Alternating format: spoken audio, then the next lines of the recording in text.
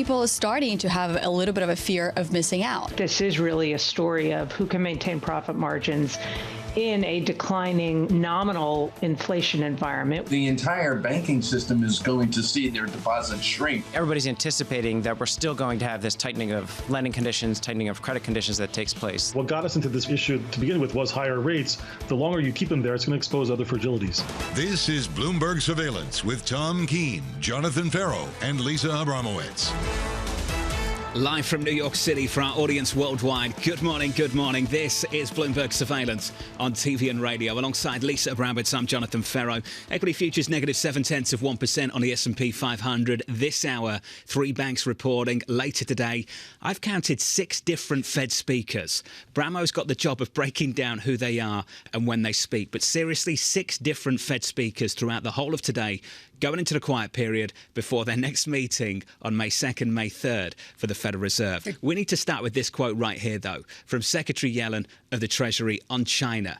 On China, and basically stating that security issues, they trump economic concerns. Here's the quote. National security is of paramount importance in our relationship with China. We will not compromise on these concerns, even when they force trade-offs with our economic interests. Lisa, this was a theme from the IMF last week. It's a theme we'll be talking about later today. It's the quiet part out loud, which is that the number one is national security, and that could mean potentially some implications for businesses that have big China presences and have been expanding there that may not be able to in the same way. How do we price this in at a time when this is looming over, but no one really understands the consequences? Now, this is a more sophisticated way of describing what the previous administration was doing, wasn't it? To some degree, although what we have seen consistently is that no administration is willing to go through with the pain required to really cut off ties with China. I mean, that's basically been the read-through again and again. Is this time different? At a time when the national security interest seems like it has changed in terms of the nature of the pressures. You're going to hear from Secretary Yellen a little bit later on this morning. Lisa will give you the time of that later on in this programme. About 15 minutes from now, we'll catch up with Libby Cantrell of PIMCO on this topic. The broader story for the market looks like this morning. We pulled back on the S&P 500, down around about 0.7% on the S&P. Yields on a 10-year come in about 3 basis points, 356 on 10s this morning. Crude backing away from 80, a little bit more. We're down to 77.71.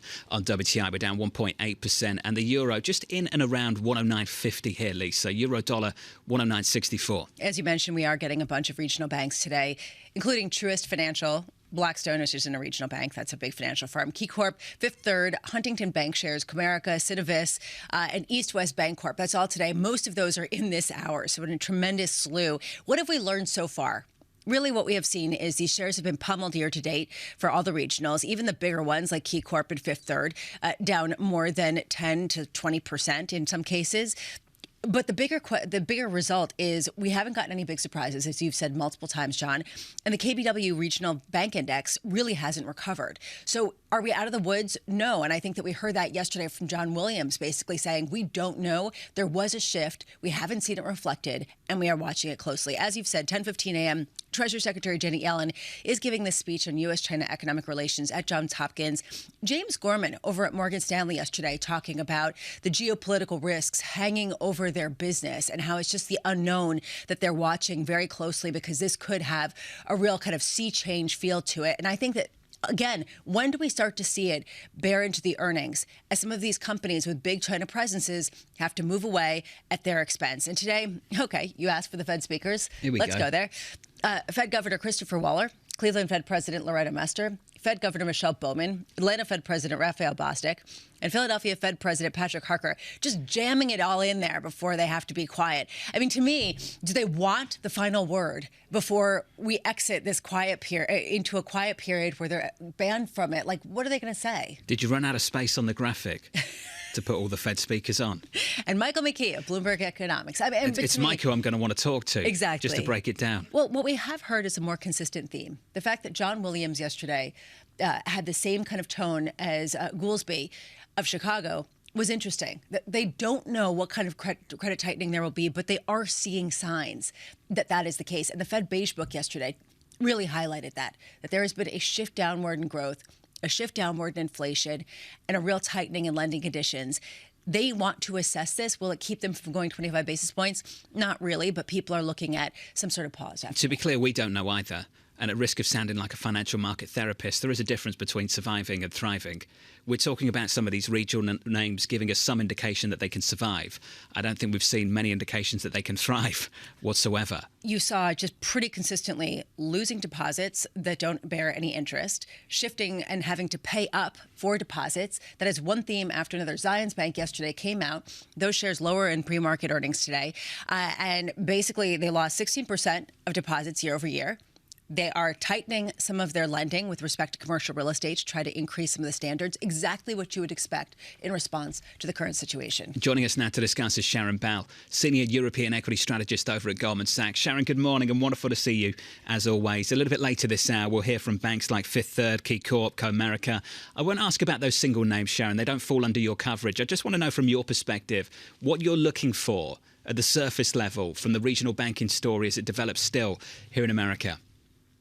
I mean, I would imagine the regional banks are still going to be very weak. You've only seen the first hit. You've seen the first sort of stresses come through over the last quarter or so.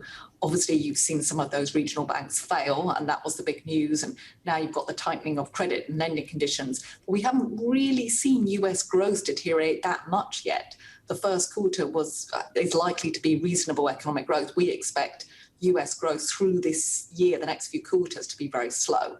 We're not in the camp of forecasting a recession, but we still believe that US growth will not be far off of zero for the next sequential quarters. And of course, that's going to hit the US regional banks as well. So I don't think completely out of all the problems yet. Although on a relative basis, has this all been priced in with respect to people flooding into Europe, into European equities, into the euro, into this feeling that anywhere other than U.S. is probably better in a circumstance like this? Have we already played that trade out before it even happened? I mean, I think, to be fair, the US equity market started this year at a very high valuation. The US equity market started on a high valuation. Europe was on a big discount. That's still the case. There's still a large gap between the two markets. So absolutely, you're right. European equities have outperformed so far this year. But a lot of that was at the beginning of the year when we had sort of gas prices come down a lot, which was an amazing help to Europe. Now I think you've started to see Europe outperform for slightly different reasons. It's the fact that the European economy looks a little bit more resilient, perhaps in the US over the next couple of quarters. So maybe a little bit more to go for Europe, but I agree the pace of performance of actually both the US and European equity markets have been reasonably good this year, particularly given the story on economic growth slowing down and earnings revisions still being quite weak. One reason behind the strength that some people see in Europe, many people will say, is China and the reopening there. And I'm wondering, as an equity strategist, how do you factor in the words of Janet Yellen in the United States, of the bifurcated nature of the European response and the U.S. response to some of these national security threats coming from China at a time when that's the big tailwind right now underpinning European growth? Yeah, so I think particularly for the luxury goods companies, China has been an enormous factor. But to be fair to the luxury goods companies, they're global. They're not just exposed to China. They're exposed to the US and Europe and generally global travel, and all that's been an incredible support. But I think with respect to the China story, a lot of companies exposed to China obviously are concerned. You have got the recovery trade in China the early part of this year, as you've seen the reopening come through, and some of the data has improved a lot. But I think more medium term, there are concerns about China.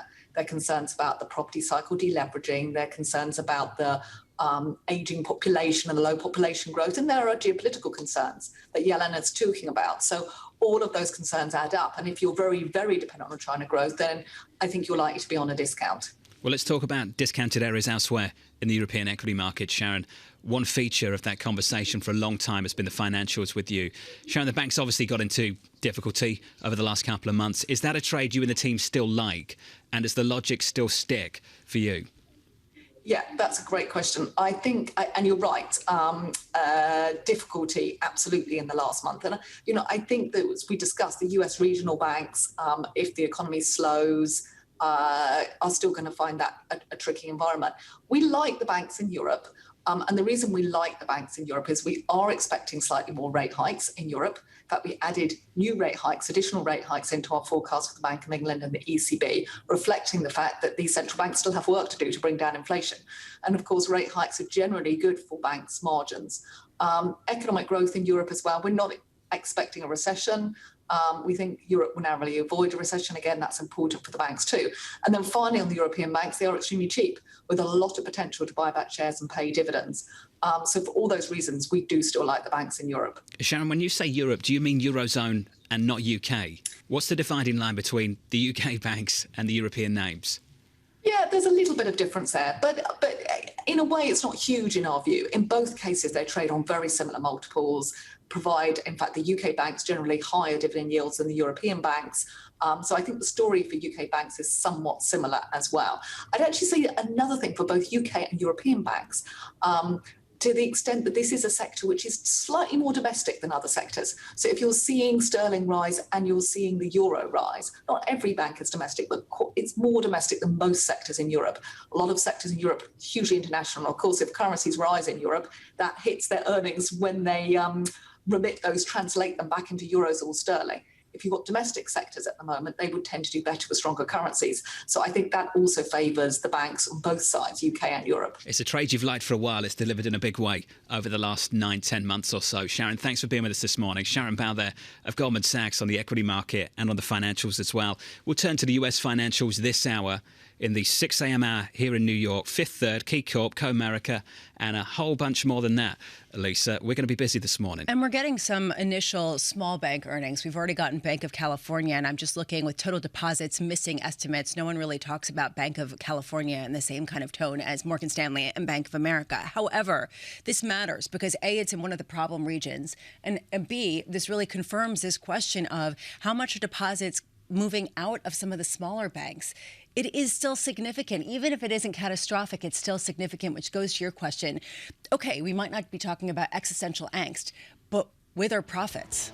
Surviving, not thriving, is going to be a theme for us this morning, I'm sure. And on Monday, First Republic reporting on Monday. This story will continue through the week and into next week as well. Through today, can we just go through that Fed speak again? Waller, Mester, Bowman, Logan, Bostic, Harker. Sounds like a song. Sounds like an REM song. 6 Fed speakers. What, in like kindergarten? Yes. Something like that. Waller, Mester. TK would love that. TK would love that. We missed Tom this morning. Tom, I hope, is going to be back with us tomorrow. Coming up in the next hour, Julian Emmanuel, Chief Equity and Quantitative Strategist over at Evercore ISI, joining us in about 50 minutes from now. From New York City, this is Bloomberg. Keeping you up to date with news from around the world. With the first word, I'm Lisa Mateo. Democrats are rejecting House Speaker Kevin McCarthy's proposal to raise the debt limit for about a year and cut government spending. The plan would increase the debt ceiling by $1.5 trillion. It would also cut discretionary spending by $130 billion. If the debt limit isn't raised, the U.S. would default on payment obligations as soon as June. The U.S. Supreme Court has extended access to a widely used abortion pill until at least Friday. Justices are considering whether to allow restrictions on the drug to take effect. A lower court in Texas has ruled in favor of abortion opponents who want to roll back FDA approval of the pill. Bloomberg's learned that secret recordings by a fired Fox News producer helped push the network to its settlement of a defamation lawsuit by Dominion Voting Systems. Now, Fox lawyers feared that the recordings made by Abby Grossberg and her testimony would be used against Fox chairman Rupert Murdoch and other witnesses. A Fox spokeswoman calls the account of the recordings widely inaccurate. In China, banks kept their benchmark lending rates unchanged today. The country's central bank held back from easing monetary policy this month as the economy rebounds. China's 5-year rate, a reference for mortgages, remains steady at 4.3%. And Tesla will continue to cut prices to spark demand for its electric vehicles. Elon Musk argued that he has good reason for doing so. He said that Tesla can withstand price cuts, giving it the upper hand against rivals. Investors aren't so sure. The shares are lower in pre-market. Global news powered by more than 2,700 journalists and analysts in over 120 countries. I'm Lisa Mateo, and this is Bloomberg.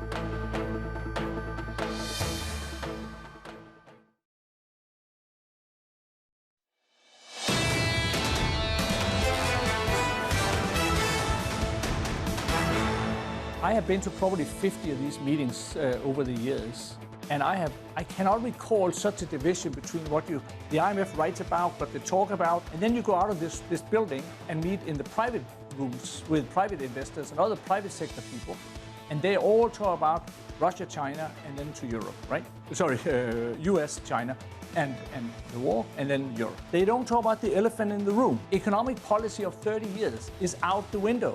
Eric Nielsen of UniCredit was absolutely fantastic at the IMF World Bank spring meetings last week down in Washington, D.C. The takeaway for many of us, we had these conversations both on air and around the building, in the corridors of the IMF.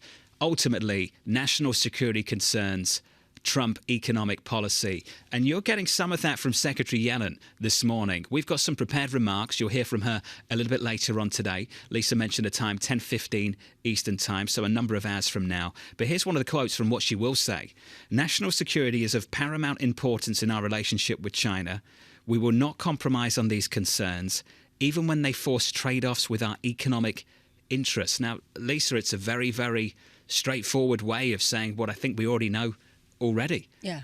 And trying to rebut some of the responses from China, saying these national security actions are not designed for us to gain a competitive economic advantage or stifle China's economic and technological modernization. But to me, the big question is, how much is this priced into the market? What is the potential implication for businesses that have been expanding in China quite rapidly, including the financial sector, including big tech, at a time when this fissure is only going to widen? Well, let's talk about the dividing line between rhetoric and policy. In the previous administration, we got a ton of rhetoric, but we got policy too. The trade war started between China and the United States under President Trump. A lot of rhetoric here. What about the policy? What kind of shift are you actually expecting off the back of this kind of language? Well, we've already heard the proposals to ban TikTok. We've already heard the proposals to potentially eliminate some of the exports of chip technology, which perhaps wasn't as significant as some people thought based on the earnings of some companies that have been coming out. But nonetheless, there have been some tangible actions that have pushed the likes of Apple to very quietly shift away production from China. Again, we don't know the scope of this because no company is going to come out and say that they're doing it until they're already done. Ambassador Tim Cook just kind of making the moves exactly behind the scenes. Libby Cantrell joins us now, Head of Public Policy over at PIMCO. Libby, I've been looking forward to this conversation. Thanks for being with us this morning. Can we start there? I think it's a really, really important topic for us today and maybe over the next decade, Libby. What kind of actions are you expecting from this administration off the back of comments like these? Yeah, well, John, your earlier comments, I think, are spot on. The rhetoric of the previous administration was quite strong. We saw that somewhat followed up by policy. But this administration, actually, the rhetoric has been maybe a little bit softer. They've really emphasized, strategic competition, but also cooperation. Cooperation follows sort of closely after that emphasis on competition. But I would argue that the policies have actually been more substantive from the Biden administration and more punitive in many ways as it relates to China. So as Lisa mentioned, we saw those export controls on semiconductors. We think that's the beginning of a broader process around export controls. But importantly, John, this should be forthcoming in the next few weeks, months, but definitely by kind of midsummer, is this executive order on capital outflows that would require at least disclosure, if not prohibition, of some capital outflows from the United States to China in specific sectors for sure, but it could have spillover effects to the public markets as a sort of this chill in general goes on in terms of investment from the U.S. to China. Libby, how many of the investors you speak with fully appreciate what the implications of this are from a pricing perspective, from a demand perspective, and just in general, from reshaping the way that markets really trade? I think a lot of our clients realize that the political risk of investing in China has increased, and maybe the economic benefit of investing in China is also not as much of a sort of as clear cut as it was at least several years ago. So we are sort of seeing a reticence, especially in our U.S. clients, more of a kind of a tilt toward a home bias. Still an appreciation for diversification, still understanding that China is going to be a source of global growth over the secular and super secular secular time frame, but also just sort of realizing that some of these investments may be fraught and again maybe tied up in both the political rhetoric, but also some of these policies coming out of Washington. It's one thing to avoid buying Chinese bonds or stocks. It's another thing to question the valuations of, say, an Apple or some of the other technology giants at a time when so much of their businesses really rely on China. Not just them, frankly, auto manufacturers, fast food companies. There's so many basic corporate America standbys that are tied to China growth. How much is that appreciated?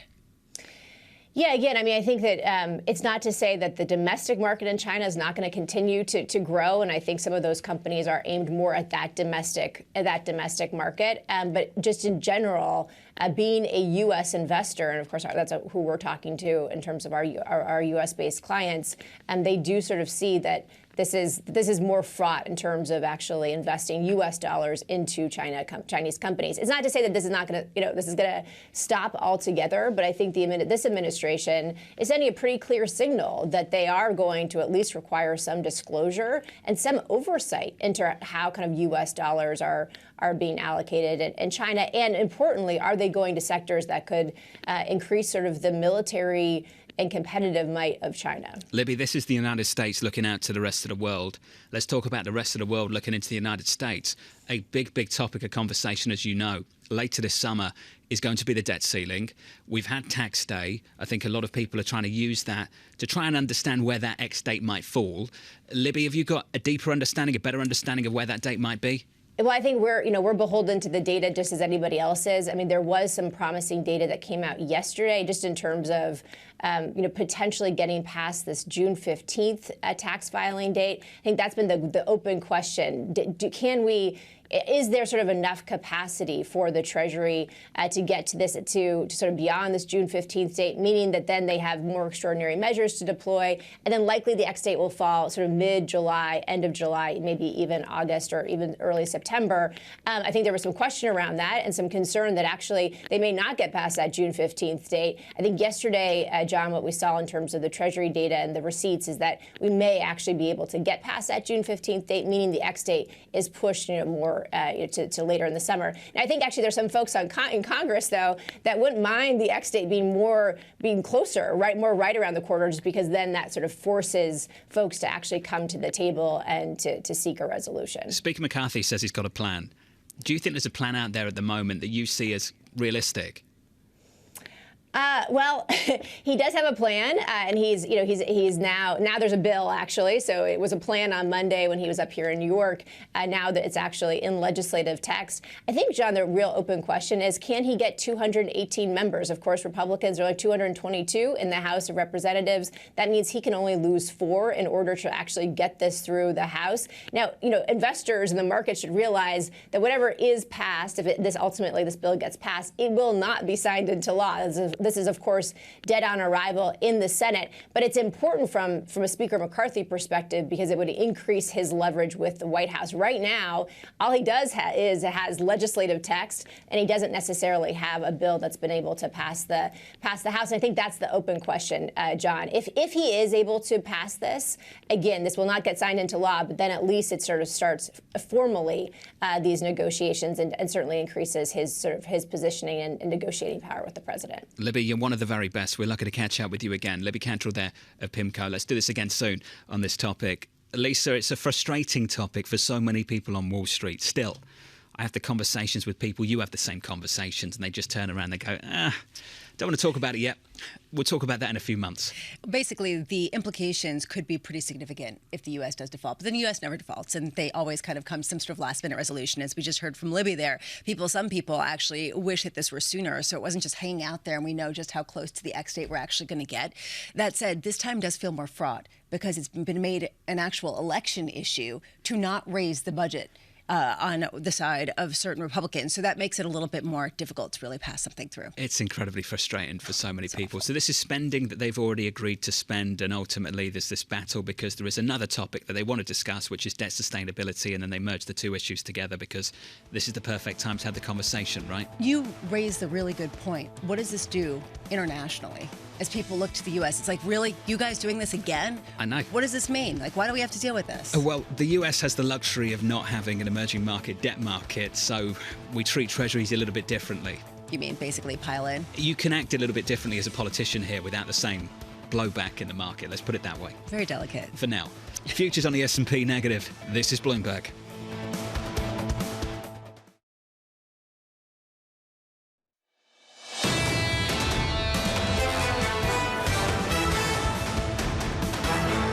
Live from New York City this morning. Good morning to you all. A tough morning so far for the equity market, down about 0.75% on the S&P 500. On the Nasdaq 100, down a little more than 1%. We'll talk about Tesla a little bit later. The stock not doing too well this morning off the back of earnings yesterday. Margins taking a hit. I think that's inevitable after the price cuts we've seen over the last several months. Inventories climbing a little bit higher. And Lisa, seemingly no end to the push maybe to go for volume over profitability. Which is an issue in and of itself, because this means that their profit margins are probably going to contract even more. This morning, we are going to get a series of earnings from also banks, smaller regional banks, and we'll get a sense of how much their margins are really contracting. This is sort of the margin compression people have been waiting for on every level. Tesla very much front and center with us. Fifth Third out right now. So the first quarter for provision for credit losses, here's the number for you, $164 million. The estimate 180.6, so a touch lighter than expected. One measure of net interest income coming in at $1.52 billion, the estimate 1.54. So let's say that's in line. The net interest margin comes in at 3.29%, the estimate 3.32. Lisa, what else do you see here? Well, I'm looking also at KeyCorp, which is also coming out. Their provisions for credit losses increased more than expected at $139 million versus the estimate of $137.5. Total deposits coming in actually above expectations. So again, in line. I think that is the correct way of phrasing it. But what you're seeing right now goes to your real theme of survive, not thrive. This question of margin compression, this question of how much are they going to have to pay to keep their deposits, and how much are they going to have to pull back on their loans at a time when they really are compressed for where they're going to get their financing. It's good news because there is no terrible news. There's no kind of like shocker, right, where you're holding on and wondering, can they get through this? Can they get through this?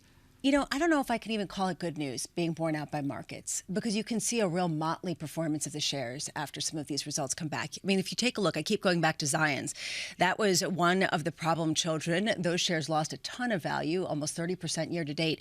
Those shares lower in pre-market trading significantly after missing on deposits. So I don't know. You know, I think that it remains to be seen just how much. It's not a terrible shock. I think people need to reassess the holistic aspect of some of these earnings. Total average deposits. This is the period end. Average deposits flat compared to the fourth quarter at Fifth Third.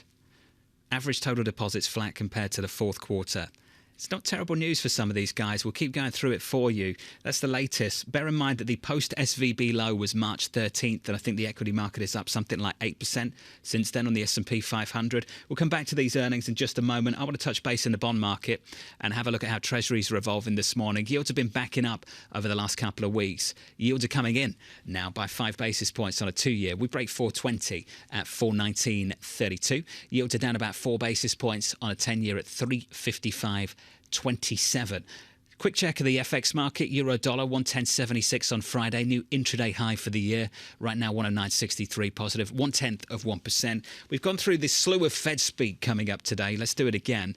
Waller, Mester, Bowman, Logan, Bostic, Harker, all on deck. John Williams of the New York Fed speaking on the banking stress, saying this: the banking system is sound and resilient.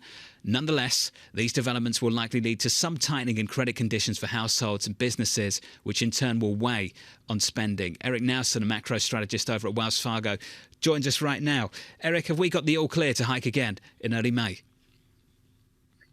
Yeah, John, I think the Fed is comfortable to hike again. And I think really the question is more in terms of the guidance. We saw Powell was very concerned in terms of his rhetoric after the last meeting. Now that things have cooled down a little bit, or calmed down a little bit on the banking front, do you think the Fed can at least continue to hike? But I think there's still a lot of lingering concerns over credit tightening. Clearly, with some of the softness and the underlying labor momentum we've seen, I think the Fed's going to be a little bit more forward-looking in terms of their outlook on inflation. So I do think they're going to be cautious, not necessarily signaling an end to the tightening cycle, still kind of dangling those hikes in front of the market. But it does seem as though the Fed is pretty much done here from our perspective. What does it mean in terms of the message that we've gotten from some of the regional banks? The fact that we have heard from a number of Fed speakers, from Fed members, concerned about credit tightening. Has that been confirmed from what we've seen so far from the regionals? It's really tough to say, Lisa. I think you saw the Beige Book yesterday as well, as already mentioned earlier in the show, and kind of some of the comments from some of the regions about declines or outright weakness in lending activity. But really, we saw this prior to the SVB crisis, right? Credit conditions were getting tighter. So it's not necessarily terribly surprising to see this kind of thing.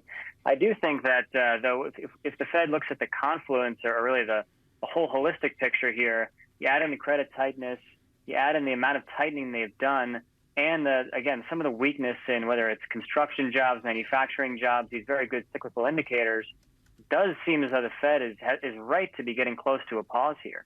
It's one thing to pause, it's another thing to cut. And that's been one of the big debates, really, isn't necessarily whether the Fed pauses, but whether they start to heavily cut rates by the end of the year. We're still pricing in almost 0.6% or more of rate cuts by the end of this year. Do you think that that's an inaccurate read on a situation that, yes, spells weakness, but not the disinflationary push that the Fed wants? Well, Lisa, I think it looked a little bit more offsides maybe two or three weeks ago when you saw, looking at the forward rates, rates down around 3% in the beginning of next year, or 3.5%.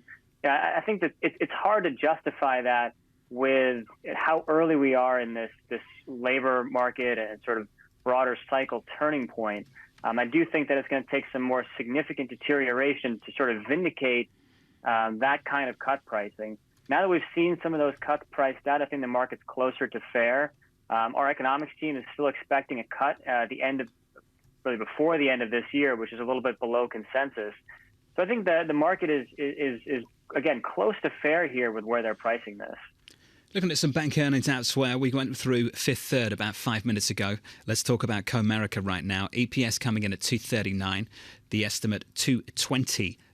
Provision for credit losses $30 million, the estimate $38.6 million. The net interest margin 3.57%, the estimate a bit higher than that, $375. Net interest income $708 million, the estimate $703.9. Lisa? Well, I'm curious about this because this is actually following what we saw at Fifth Third and Key Corp as well. How much is that net interest margin an expression of how much they're having to pay for deposits versus what they're earning on the loans? Is that really the sign that their profit margins are getting squeezed in a meaningful way? The difference between surviving and not thriving for some of these financials.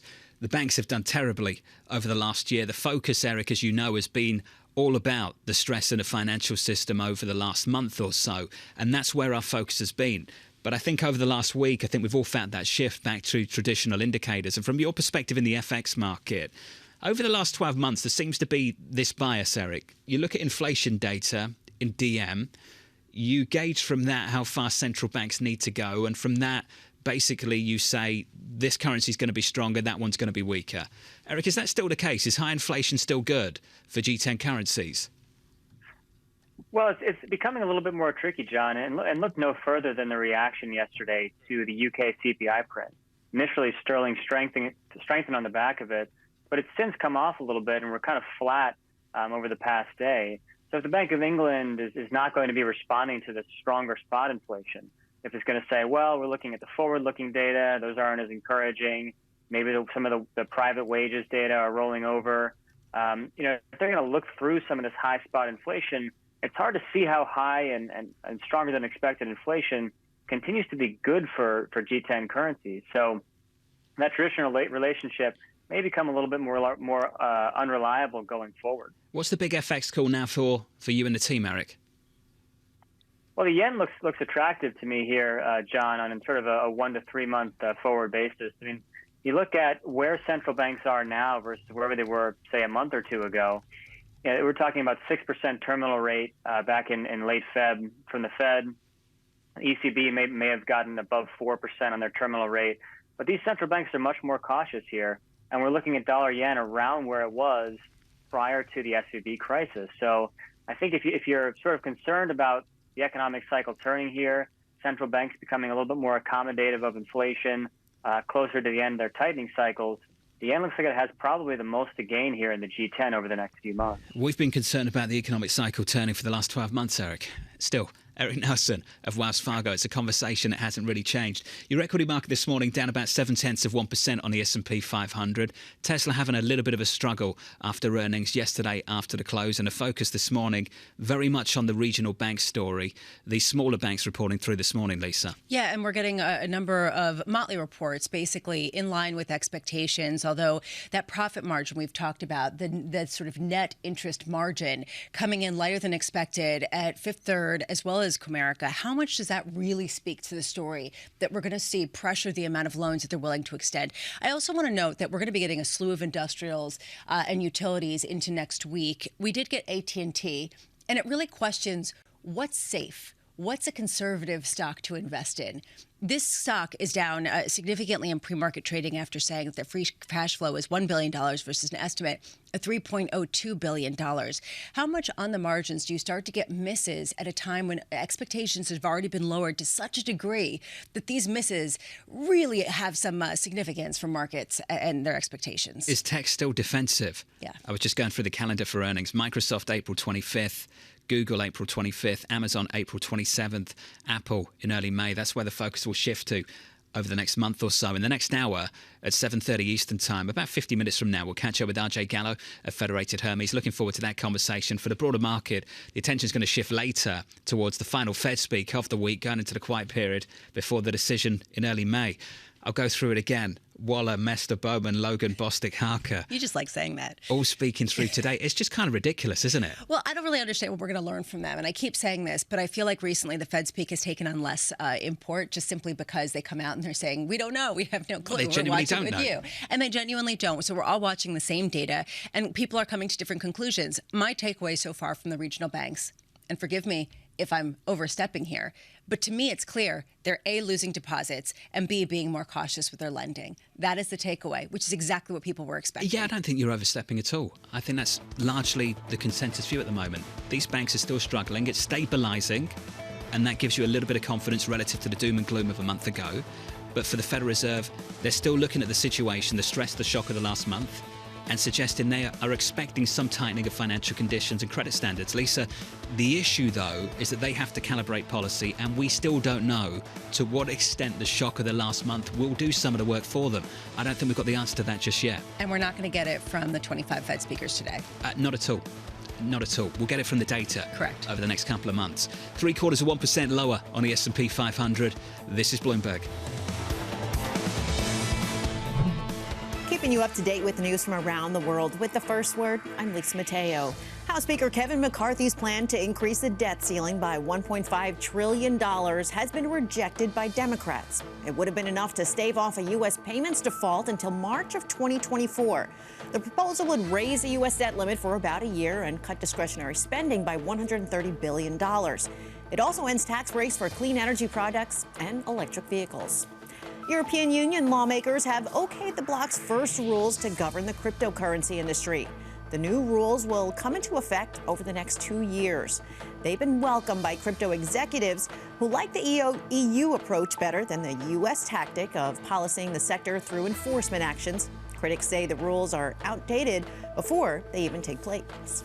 SpaceX hopes to launch its next generation Starship rocket today. A problem with pressurization resulted in last week's planned launch being scrubbed. The test flight is seen as a key step towards SpaceX sending humans to the moon and Mars. The fight between HSBC and its biggest shareholder is heating up before next month's annual meeting. Ping An Insurance wants the bank to sign off on its lucrative Asia business. HSBC responded by saying the plan misunderstands the bank and would destroy shareholder value and mean lower dividends. And another sign that the slump in the computer chips isn't going away. Taiwan's semiconductor forecast worse than anticipated revenue for the current quarter. Apple's most important chip maker warned that demand from the mobile and PC industries would remain soft for now.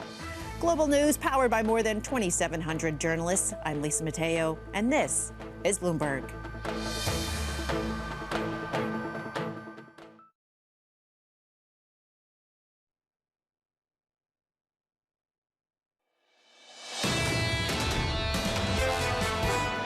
I would imagine the regional banks are still going to be very weak.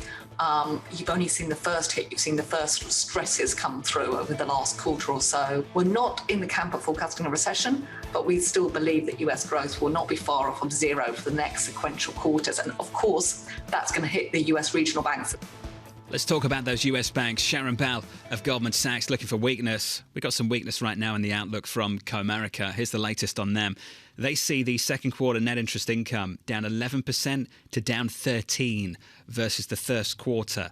That headline again, this is their outlook. They see second quarter net interest income in a range of down 11% to down 13% versus the first quarter. They see 2023 net interest income up 6 to 7% versus 2022. So still looking for a positive year, positive growth at least, year to date.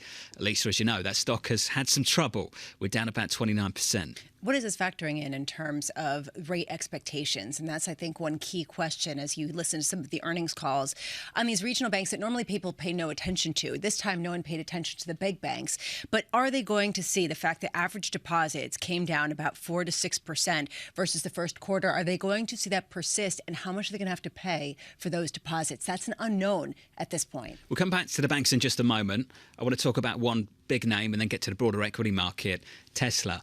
Looks like this in a pre-market, bit softer. It's had a great year to date, and I'm talking about the stock. It's done tremendously well year to date. It's down today by almost 7%.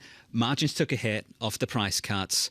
It looks like you might see more of the same from them. We can talk about the numbers a little bit later today. I'll catch up with Dan Ives of Wedbush. But here's the latest line from the bull himself, Dan Ives. With no rose-coloured glasses, Lisa, margins are now a delicate issue that are keeping Tesla investors up at night. That's from one of the most bullish analysts out there on this name. Tesla was a cash cow because their margins were incredible. And it's come clear that Elon Musk is not willing to demand that kind of premium in order to get that profit margin. Well, suddenly, what profit margin are they seeking? And if they continue to cut pricing, Tom raised a good point yesterday.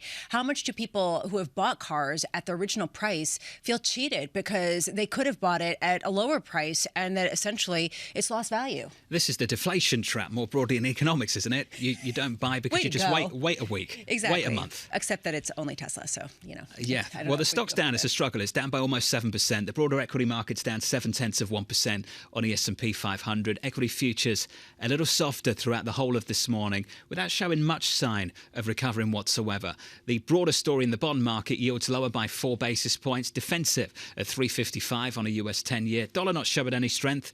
Euro showing a little bit. Euro firmer by a little more than 0.1% against the dollar. Euro dollar 109.72. Let's get back to the regional banking story. Tons of banks reporting through today. That means Herman Chan of Bloomberg Intelligence is going to be incredibly busy. Herman, talk to me today, and welcome to the program, sir. Talk to me today about what you're looking for with the team, what you're going to be focused on. Yeah, we're going to be focused on commentary going forward on both deposits and the pace of deposit attrition. So you've seen some banks generally lose deposits in the first quarter, given the fact that there's been ongoing uncertainty and the fact that interest rates are higher. So there's a lot of alternatives for those deposits to exit the banking system. Second, we're looking for the pace of deposit costs and how much they're going up. As banks lose deposits, they are trying to reprice them to retain those relationships. So that just spells some contraction in the net interest margins and overall profitability. So those are the two things that we're keenly focused on into the first quarter earnings. How would you characterize, Herman, what we've gotten so far, which hasn't been catastrophic, but hasn't really been great either? Right. The banks are just muddling through.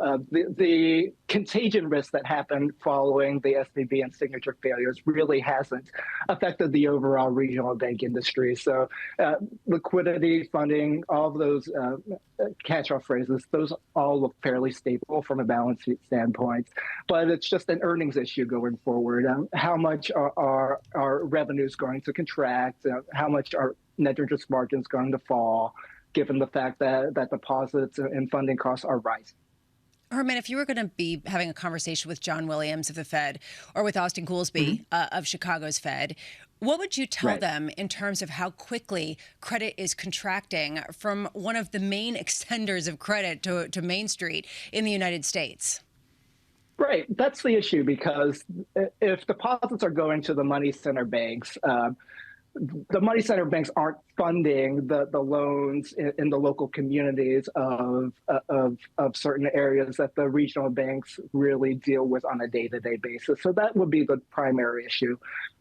We've seen some banks talk about the fact that demand has softened a little bit with CapEx spending declining. And we've seen banks also talk about the supply of lending has fallen a bit because they're worried about what the future holds and potential recession around the corner.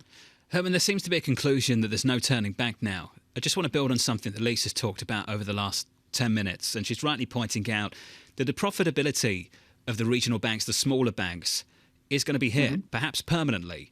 Do you see it that way? Have we gone through something whereby there's no turning back here, that we're on a one-way road towards lower margins?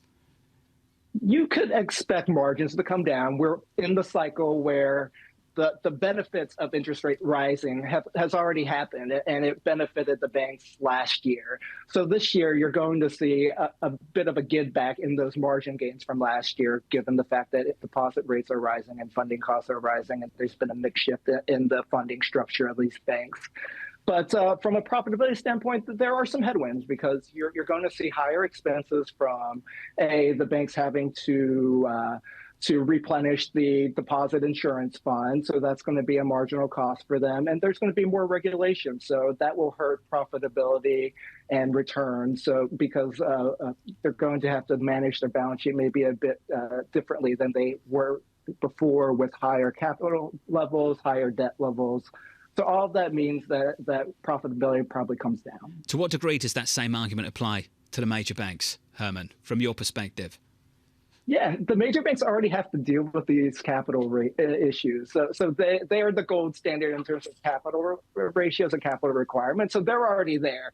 And the regional banks will have to catch up a little bit. Maybe not to the same extent, but it will be a more onerous regulatory regime for the regionals going forward. Herman, you've got such a calm tone and such a methodical way of going through it, which is really nice. And it sort of goes against some of the catastrophic tones that we're hearing out of some people saying regional banks are never going to survive in the same kind of way. This is a new S&L crisis. How do you push back, or do you not? Do you basically say, yeah, they're right, it just is going to be slower moving and it is what it is? I would say that the issues surrounding the regional bank space was really idiosyncratic, related to a couple of bad actors with SVB and Signature that managed their balance sheet in a different way and didn't appreciate the risk they were putting onto their balance sheet. Overall, the other regional banks that we cover, they don't manage the balance sheet like that. They're more conservative. And so that should help them bridge the gap between the current uncertainty and a more normalized pattern of operation. So that's what we expect. That's what our view was going into the crisis with SVB failing. And first quarter results really confirmed that the industry is safe and in firm footing. So it's just more of an earnings issue than a solvency issue. It has been brutal. For the regionals. Brutal year today, looking at some of these names on the screen. Herman, thanks for being with us, sir. Herman Chan there of Bloomberg Intelligence on some of the regional banks. You'll hear more from those banks a little bit later. That word, the buzzword of the last couple of weeks, idiosyncratic. More idiosyncratic than systemic seems to be the argument coming from Andrew Hollenhorst, Veronica Clark over at Citigroup as well. They're looking for this from the Federal Reserve. 25 basis points in May. Go again in June. Go again in July. That's the call from Citi. They've stuck with that, Lisa. They haven't backed away from it. Which I respect, especially given the fluctuations that we've seen and, frankly, round trip that's come a little bit closer back to them. There are two issues here, though, and I think it's really important to delineate between the catastrophic banking crisis with a domino effect of one failed bank and something that is a slower grind of just tighter credit. And we saw that yesterday from Ally Financial. Nobody really talked about this, but their auto loan originations came down significantly. We're below expectations. You are going to see this on the margins because at a certain point, those net charge-off rates from people who have soured credit suddenly start to really hurt the bottom line if you're really working on thinner margins. You know what we haven't seen? Any of the bears capitulate on anything. ever since this equity market rallied off the bottom from the middle of March. Up about 8%. Just haven't seen the equity market bears back away. Wilson, Kolanovic, can name a few others, just haven't changed their view, much like Citi and Holland Horst. Have the earnings confirmed what they're looking for, but the price action not? That's the issue. We'll get the latest from Julian Emmanuel over at Evercore. He'll be joining us very shortly. The broader equity market this morning down about 0.7%. Alongside Lisa Abramowicz, I'm Jonathan Ferro. TK is going to make it back tomorrow, we hope. He's taken a well-earned rest. Yields a little bit lower, down 4 basis points. This is Bloomberg.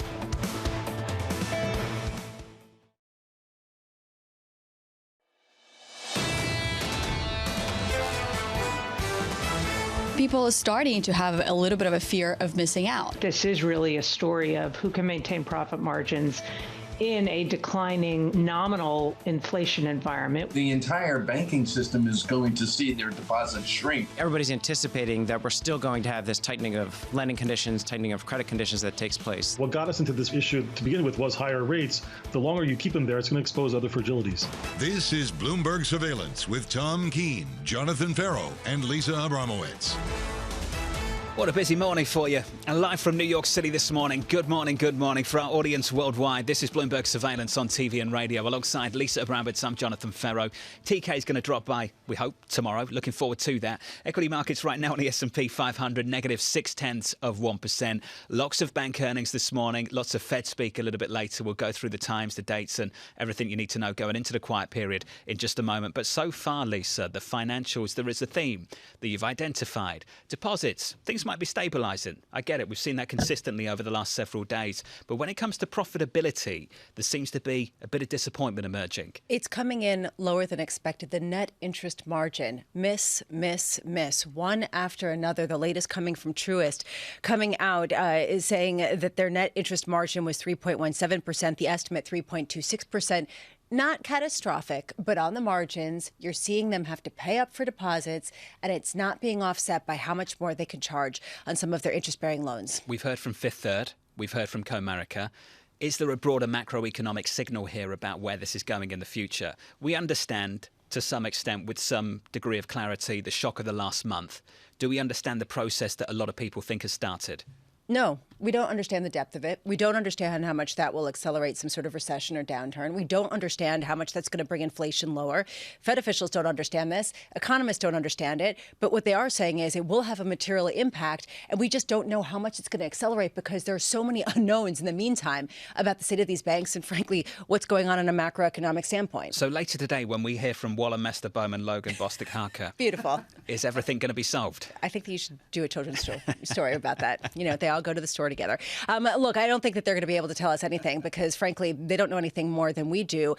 I do think that the takeaway so far, though, from some of these smaller banks is that, yes, there's been a lot of bad news priced in, but perhaps it was rightly so, and perhaps we still face more pain ahead. People are going to be talking about consolidation, and people are going to be talking about the people who are going to be left unbanked or uncredited, who are not going to be able to access credit in the same kind of way at a time when there is a much higher premium on getting your money back. Pre-market, KeyCorp down a little more than 2%, Comerica down 2.74%, Fifth Third down not even 1 full percentage point. The broader market, equity struggling, we're down 0.7% on the S&P 500, futures negative.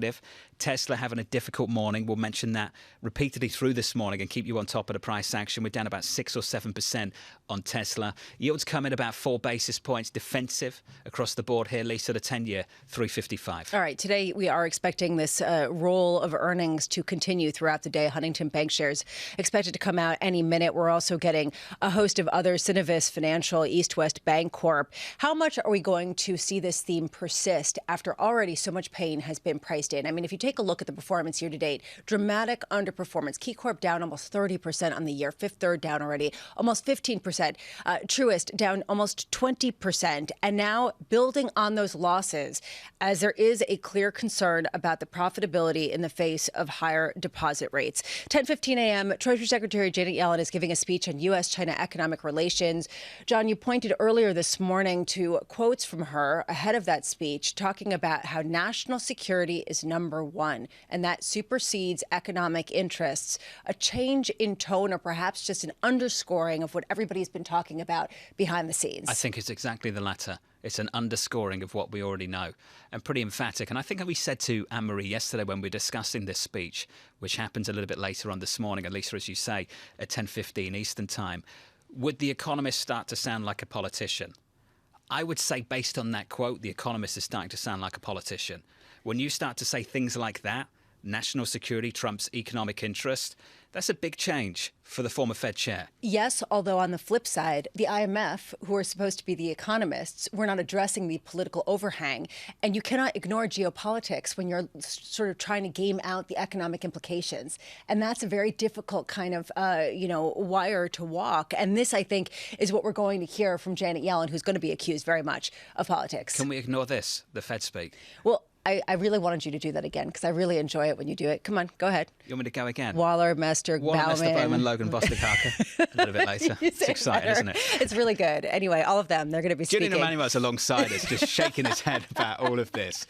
He joins us from Evercore. Julian, what do you make of that, just before the quiet period? That many Fed speakers. What I make of it is that your ability to do tongue twisters is absolutely phenomenal, John. I was an MC, DJ back in the day. Of course, he was. I wasn't at all. Go on, Julian. So all I can say is when looking at this morning and the setup, given the earnings volatility we've seen so far today, is cautious at the outset.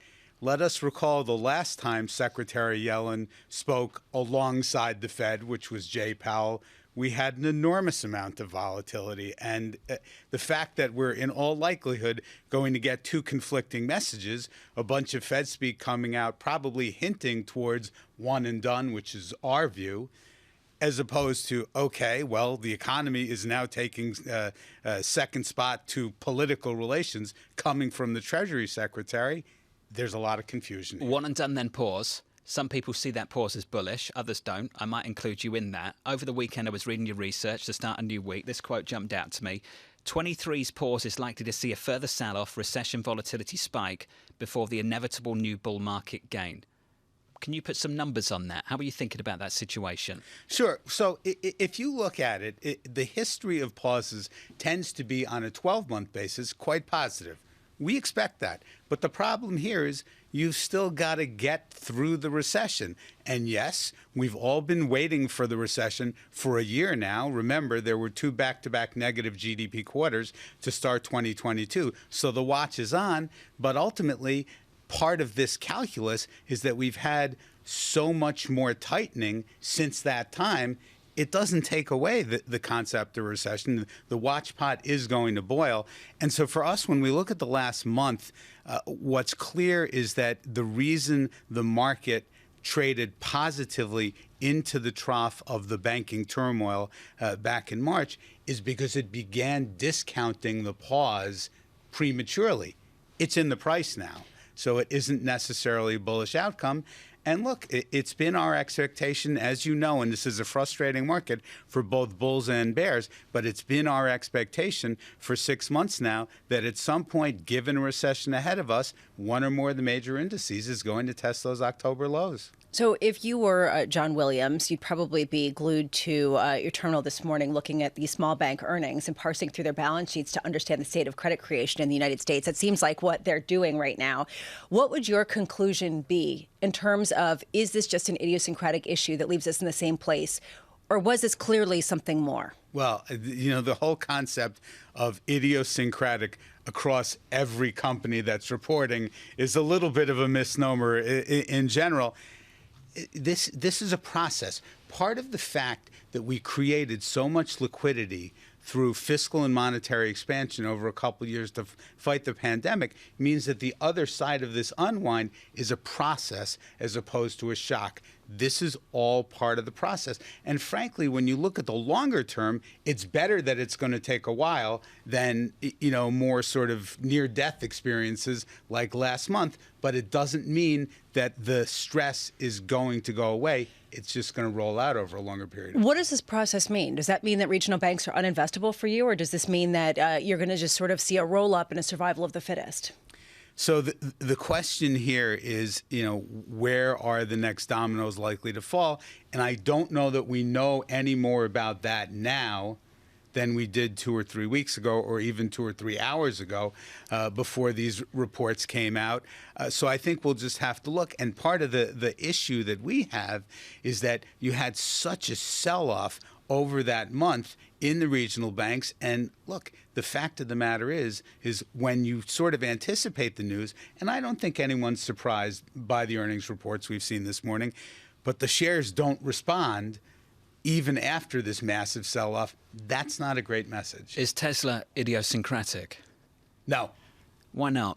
Because basically what you're seeing, and this is the dichotomy and why the market's actually been trading sideways. Look, Ed Hyman has been extremely optimistic about the trajectory of inflation over this year and into next. We're going to get a two-handle on inflation. Is that in all clear? Well, it's probably not, because the way that you get to the two-handle is through an economic downturn. And that's what that earnings report is telling us. When do we get that two-handle? This year? Next year? At the end of this year, we think so. You think at the end of this year? We do. Two-handle on CPI? We do. Is that headline core? What is that? So again, you can parse and you can parse. We'll go with core. We'll go with core PCE just to make the Fed happy. Okay. Can I just ask you, given the fact that we really haven't gotten great earnings, there have been plenty of disappointments.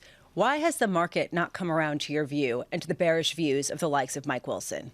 Well, because again, if you look at the last year, we were so obsessed with inflation that the fact that it's coming down in an environment where, yes, we've done a huge amount of tightening, but the liquidity provision over those first couple of years to fight the pandemic is so extreme. If you look at M2 is contracting right now, but the growth trend line, regression line, is still well below where we are. So there's residual liquidity in the system, and positioning has been bearish for the most part. So we're at this stalemate. Just to be clear here, you're still at 4150 year end on the S&P 500. Let's end the year right now. We're at 4150 right now. You just see a lot of volatility between now and then, right? If anyone thinks about convexity in their portfolio, it is time to load up on convexity. Whether you're bullish or bearish, the VIX at 17 is way too low. End the year right now, Bramo. You ready to go? Yeah, absolutely. Let's go. Where are we going? Let's go on vacation. I know where you want to go. Where am I going? You're going to go to an AC Milan game. I'd love to. I know, that's where you want to go. I'm trying to secure tickets I know. right now. I know. Still need to talk to management to get the time off, but I'm got to find the tickets first. Get the tickets first. Obviously. Then have the debate internally in the newsroom. Can I cover it? Can we take a camera? Can you pay for the flights? Something like that. Julian, thank you. You're Appreciate it, buddy, as always. Julian Manuel. This is what he would do. Oh, TK, definitely. 100%. Oh, yeah, that's where he is right now. Road trips. Trying to plan a road trip. Coming up in the next hour, Liz Young of SoFi. Looking forward to that conversation. Futures down about 0.6%. We're trying to bounce from session lows. Keeping you up to date with news from around the world with the first word, I'm Lisa Mateo. Treasury Secretary Janet Yellen says that U.S. security worries on China are more important than economic interests. Yellen speaks in Washington today. She says the Biden administration will not compromise with Beijing on security concerns.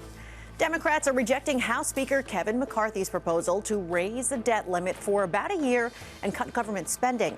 The plan would increase the debt ceiling by $1.5 trillion. It would also cut discretionary spending by $130 billion. If the debt limit isn't raised, the U.S. would default on payment obligations as soon as June. The U.S. Supreme Court has extended access to a widely used abortion pill until at least Friday. Justices are considering whether to allow restrictions on the drug to take effect. A lower court in Texas has ruled in favor of the abortion opponents who want to roll back FDA approval of the pill. Bloomberg's learned that a secret recording by a fired Fox News producer helped push the network to its settlement of a defamation lawsuit by Dominion Voting Systems. Fox lawyers feared that the recordings made by Abby Grossberg and her testimony would be used against Fox chairman Rupert Murdoch and other witnesses. A Fox spokeswoman calls the account of the recordings widely inaccurate. And Tesla will continue to cut prices to spark demand for its electric vehicles. Elon Musk argued that he has good reasons for doing so. He said that Tesla can withstand price cuts, giving it the upper hand against rivals.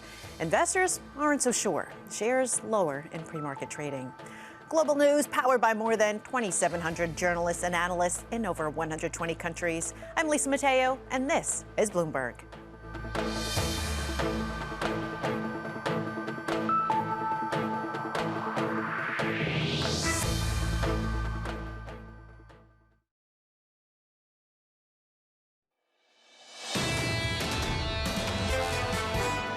MAGA Republican in Congress are threatening to default on the national debt. They say they're going to default unless I agree to all these wacko notions they have. America is not a deadbeat nation. We meet our obligations. Today, I'm proud to announce that we are introducing the Limit, Save, Grow Act of 2023. President Biden has a choice.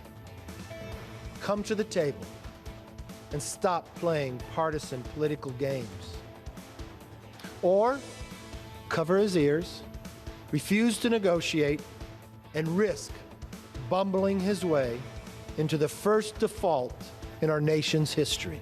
As you can tell, as expected, talks between President Biden and Speaker McCarthy are going really well over the debt ceiling. Same thing. It's just kind of back and forth to nowhere. Well, whack-a-mole or, just kind of whatever. Cover your ears and la la la la la. Like how long are we doing this for? I mean, literally, 2 it's months, just children. 3, 4? I mean, hit the X date? Yeah. We don't know. And it's sort of, this back and forth and this political theater that continues, even though there's a pretty big consequence at stake. A major consequence at stake Yes. that still Wall Street is just refusing to discuss based on the conversations I've had, Lisa. And in fairness, what can they discuss? Well, that's the whole right thing. Now? I mean, what can they say other than, this would be really problematic, but they probably won't get there, but we don't really know. And it's exhausting. I mean, given all of the other turmoil and churn and things we don't know, to then introduce this unknown that's just an irritant is difficult. The Fed speak is an irritant as well, and you'll get tons of it a little bit later. It's an irritant for some of you. Some of you enjoy it, I know. The equity market right now down about 0.6% on the S&P 500. A busy morning for you all.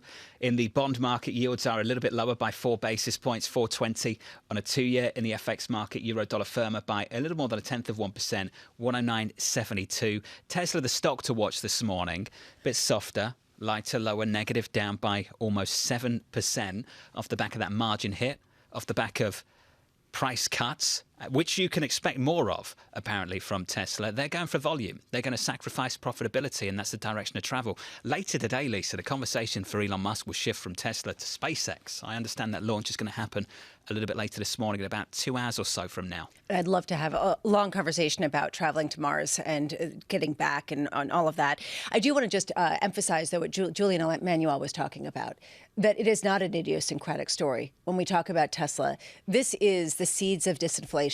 This is the seeds of trying to generate volume and potentially sacrificing margins as a result. And this is really going to be a theme, he said, that we're going to see increasingly that will precipitate a downturn. Julian should have stayed.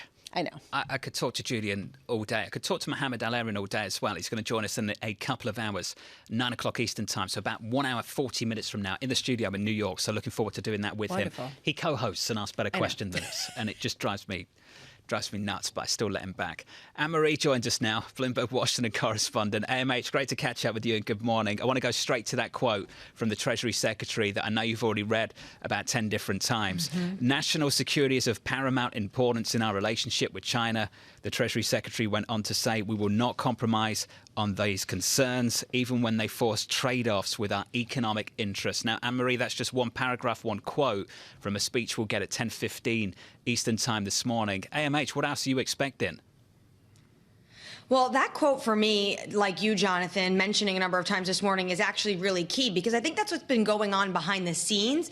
But now you have the Treasury Secretary in this very extensive speech on China, the first we've really seen from her, mapping out how the U.S. continues to see the economic policies between Beijing and Washington progressing. And the reason why I say that this is now in black and white, because remember when the Biden administration was really struggling to deal with inflation? It was at that point when some of the economic voices in the Biden administration was talking about, well, maybe it's time we lift some of these tariffs, the Trump era tariffs, that still to this day, the Biden administration has maintained. And they're using that, particularly many would argue, as leverage when it comes to national security interests. And really what she's saying is that at the bottom line, push comes to shove, we are going to be leaning into the national security protections of the United States versus the economy. And we've seen this time and time again with this administration, whether or not it's not lifting the Trump-era tariffs, it's the export controls. It's making sure China doesn't have access to advanced technology and going even above and beyond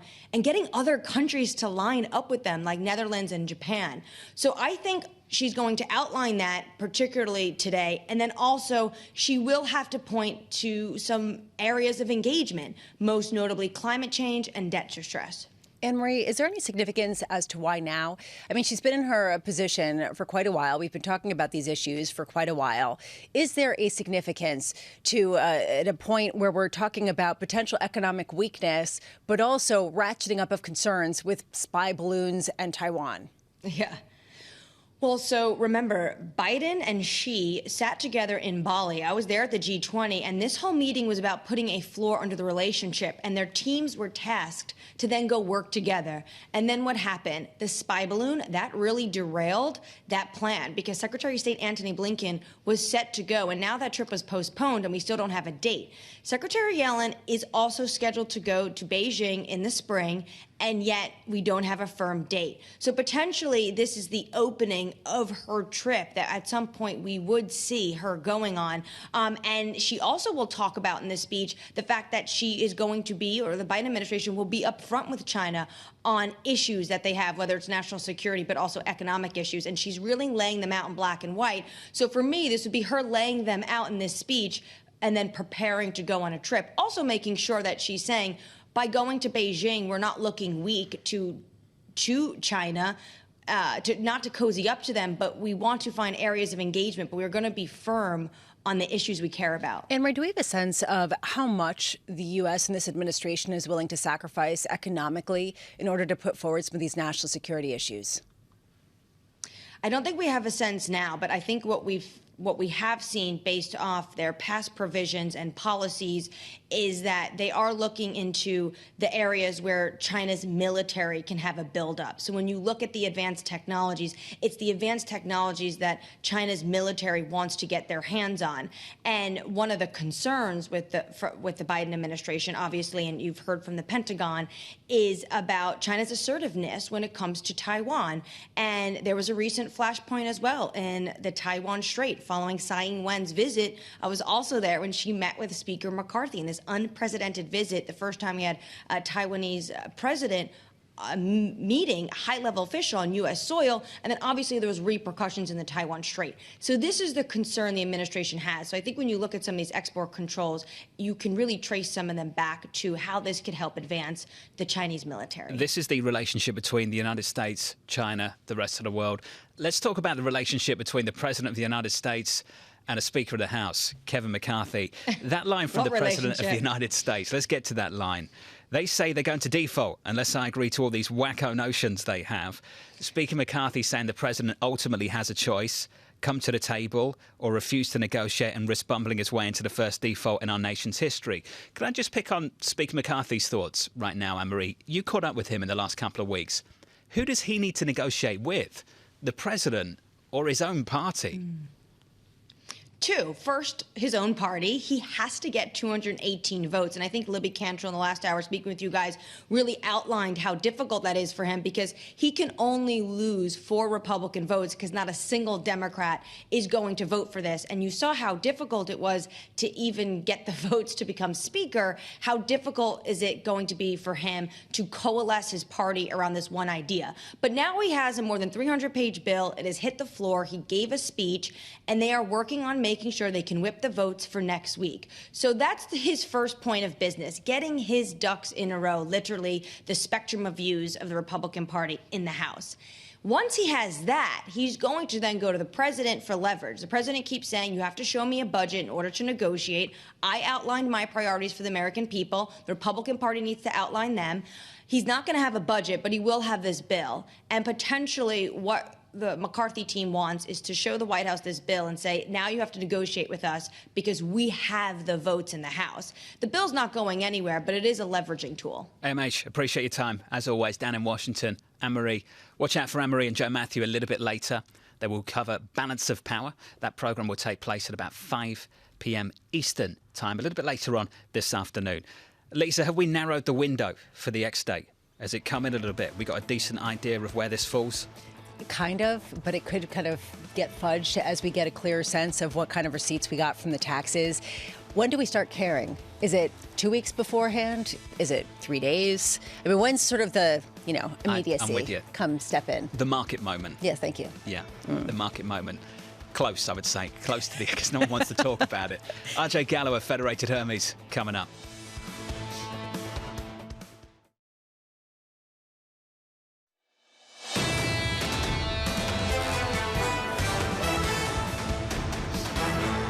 Welcome to the programme this Thursday morning. Good morning to you all. Your equity market just a bit softer, struggling here just a little bit. We're down 0.6% on the S&P 500. The Nasdaq down by 0.9%. We can talk about the banks and Tesla in just a moment. Allow me to whip through the bond market for you. Yields are coming in about 4 basis points on a 2-year, 4.20 there. Your 10-year yield down 3 basis points to 3.56. The curve just a tiny bit steeper here, just a tiny bit steeper, led by that move at the front end of the curve. In the FX market, euro dollar is positive 0.1%, 109.72. Not doing that too much there either. We're positive by a little more than 0.1%. We've gone through the Fed speak a million times. You'll hear from 6 Fed officials today alone. Come on, go. I'm not going to do it again. Aww. Going into the quiet period this weekend before the Federal Reserve meets and decides on May 3rd, Lee. So that May 3rd decision, most people assuming 25 basis point hike. They're not offering much guidance beyond that at the moment because ultimately it's one more hike that is implied by the median dot in their projections. And I wonder what that news conference is going to sound like in early May. What matters more to you? Whether they hike rates after that or whether they hold rates throughout the year at those levels? That's what they're implying. So that's the guidance. What matters to me is whether the guidance changes. Have I fudged that? I hope I haven't, because ultimately that's what matters to me, is how the guidance changes. Well, honestly, this is basically the Fed is following right now what we're following in the markets, which is regional banks. And the regional banks are clearly not doing great. I mean, there already has been a tremendous decline in the share prices. And now after earnings, they're going even lower. And that to me, as frankly, as Julian Emmanuel was saying, tells you so much. The fact that there's been a lot of pain priced in and now even more after you see what's going on under the hood tells you something. Fifth Third shares down 1.4%. Taking a look at Zions Bank after reporting earnings yesterday, down more than 5% in pre-market trading. First Republic, which reports on Monday, I believe, down 2.5%. And Truist, which reported this morning, down almost 1%. The story for me is net interest income. You are seeing it really struggle given the net interest margins, I should say, not revenue, but net interest margins, considering how much they're going to have to pay for deposits at a time when suddenly that matters. I don't know. John, to me, I feel like this story has changed. No, I agree. The profitability story is the one to focus on. For the broader market, though, for the macro economy, you just want to know that things have stabilised. Right, that's kind of the thing you're looking at because of the stress of the last month. You want the stability first, and then you wait through and work through the next phase of this. The first phase is shock, crisis, survive. The next phase is a better understanding of where profits are going and what it means for lending standards in the coming months, quarters, and maybe even years. And as we parse through that, we get a whole host of other earnings. And you've been mentioning Tesla, and rightly so, throughout the morning. And we should take a look at those shares, which are lower by more than 7%. The loss is deepening throughout the morning ahead of the open after reporting that they expect to keep cutting prices in order to generate higher volumes. The profit margin likely to deteriorate further, raising real questions about demand, as well as the disinflationary forces, not just for Tesla, but broader as well. That stock is down 7%. The ECB does not do minutes. They call them accounts. I remember when they first started doing this. They're not minutes, they're accounts. What's the difference? Of the meeting. Less detail. They don't get down to the couple, the several, the few, the one. They say things like this. A very large majority agreed to raise rates by 50 basis points at the last meeting. Very European. Do you remember we asked a couple of months ago, all our guests, when I was over in London, who's going to hike more this year, the ECB or the Fed? And everyone said the ECB. And it seems like it's going that way, doesn't it? Absolutely. But they had further to go as well. And it's clear that the inflation problem there is also perhaps a bit stickier or later in terms of getting up to speed than in the U.S. May 3rd, the Federal Reserve decides. The day after, May 4th, you'll hear from the European Central Bank and the President, Christine Lagarde. Joining us now is RJ Gallo, Senior Portfolio Manager at Federated Hermes. RJ, wonderful to catch up with you, sir. I know you've tuned in and you've been listening to the programme this morning, and you've heard that word that drives us all nuts. It's the word that people use when they see something they don't like that it doesn't fit into the broader argument that they've got. They say it's idiosyncratic, RJ, and sometimes it is. Sometimes it isn't. Is this idiosyncratic, RJ? Yeah, the word's been repeated quite a bit this morning. I often turn you guys on quite early. And I'm of the view that when there's enough problems that have emerged that get called idiosyncratic by various market participants, you start to look for a theme. I think with respect to the banks, a lot of bank earnings coming out, there are themes here.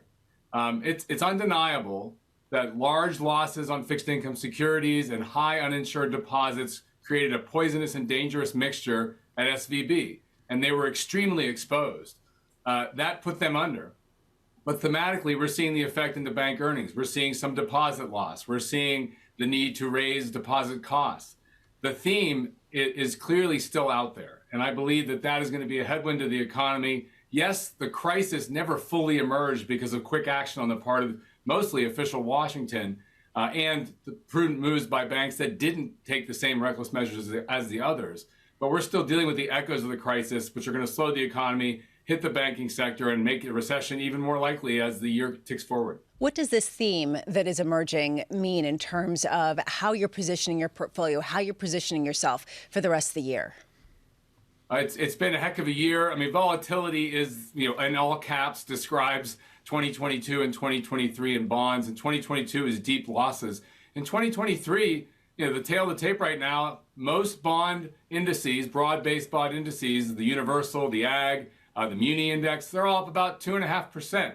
It's a lot better than double-digit losses of last year. So that's part of the theme, that the cost of last year, in terms of big losses, opens up the door for bond returns to improve. We started the year with a neutral and at times long duration. Currently, we're about neutral. We were surprised, as many were, by the banking stress and the issues of distress on the part of a few. But we think that the thesis of being long and looking for bonds to be a positive contributor to your overall investment portfolio is only bolstered by what has happened in the banking sector, and as we move forward, the ramifications of it. Less credit creation, slower economic growth, renewed disinflation, those are all bond-friendly factors. We're positioning neutral and looking for an opportunity to get long again, and we're up in credit quality. We're underweight high yield, we're underweight investment-grade corporates as well, and underweight CMBS, overweight mortgages, and holding plenty of treasuries because we think a recession is more likely than not. We heard from a number of investors that they are waiting to invest in regional banks, that they're seeing this as a buying opportunity, and then the results came in, and it hasn't been. How much do you see this as a potential opportunity versus just an ongoing signal of distress that edifies your feeling of up in quality? Well, I think focusing on the banks just for the moment, the equity investors' view and the fixed income investors' view might diverge a little bit. The fact that the FHLB lent hundreds of billions of dollars, that the Fed, the FDIC, the Treasury acted quickly to avoid stress from becoming crisis, helped everybody. But you'll notice that the equities haven't bounced back because the profitability ramifications of what has gone on were only highlighted and in many ways amplified by what was going on. So it doesn't surprise me that the stocks haven't bounced back too much. From a fixed income investor standpoint, I think it reinforces our broader themes.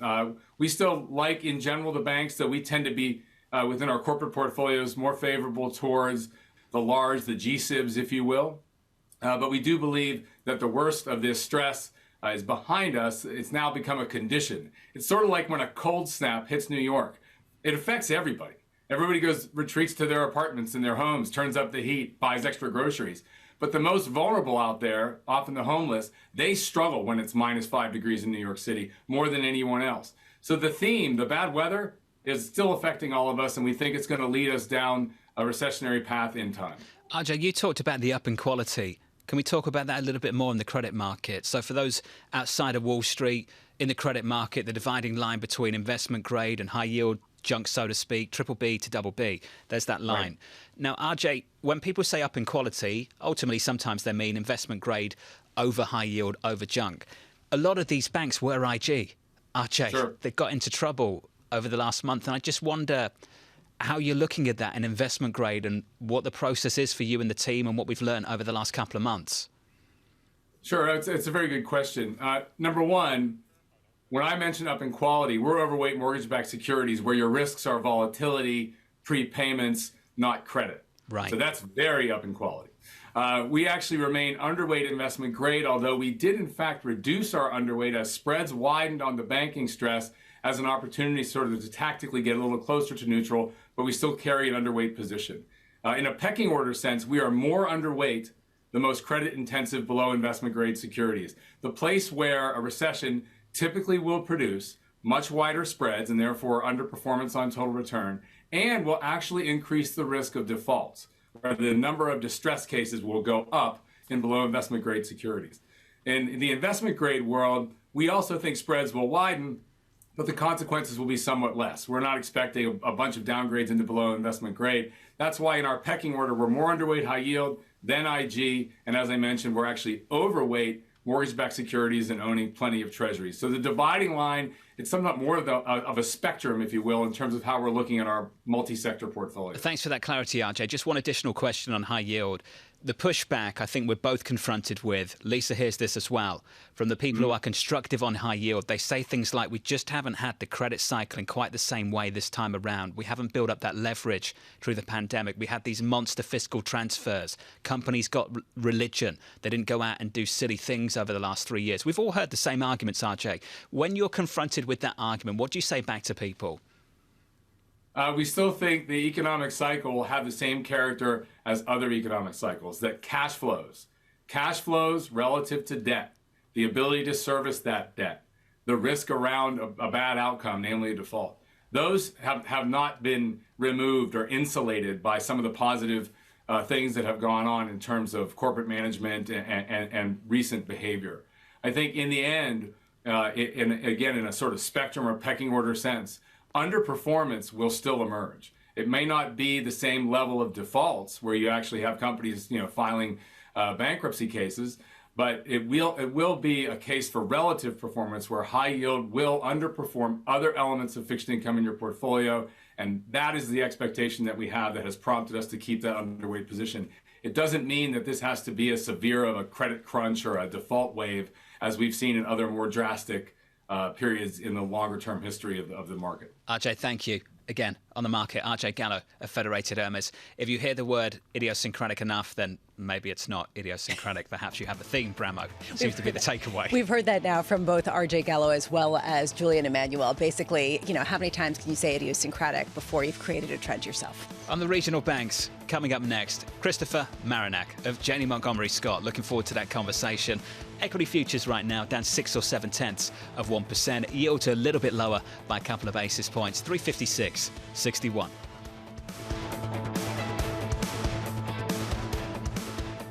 Keeping you up to date with news from around the world with the first word, I'm Lisa Mateo. Outside Paris today, protesters angry over French pension reforms stormed the entrance hall of stock exchange operator Euronext. Railway workers and others chanted, set off flares and waved union flags. Euronext says operations were not affected. Anger over President Macron's decision to raise the retirement age from 62 to 64 remains strong. House Speaker Kevin McCarthy's plan to increase the debt ceiling by $1.5 trillion has been rejected by Democrats. It would have been enough to stave off a U.S. payments default until March of 2024. The proposal would raise the U.S. debt limit for about a year and cut discretionary spending by $130 billion. It also ends tax breaks for clean energy projects and electric vehicles. European Union lawmakers have okayed the bloc's first rules to govern the cryptocurrency industry. The new rules will come into effect over the next 2 years. They're being welcomed by crypto executives who like the EU approach better than the U.S. tactic of policying the sector through enforcement actions. Now, critics say the rules are outdated before they even take effect. SpaceX hopes to launch its next-generation Starship rocket today. A problem with pressurization resulted in last week's planned launch being scrubbed. The test flight is seen as a key step towards SpaceX sending humans to the moon and Mars. And a mixed bag of results for AT&T. The phone giant reported free cash flow that missed estimates in the first quarter, but said it's on track to meet the full-year forecast. Meanwhile, the company added more monthly phone subscribers than expected. Global news powered by more than 2,700 journalists and analysts in over 120 countries. I'm Lisa Mateo, and this is Bloomberg.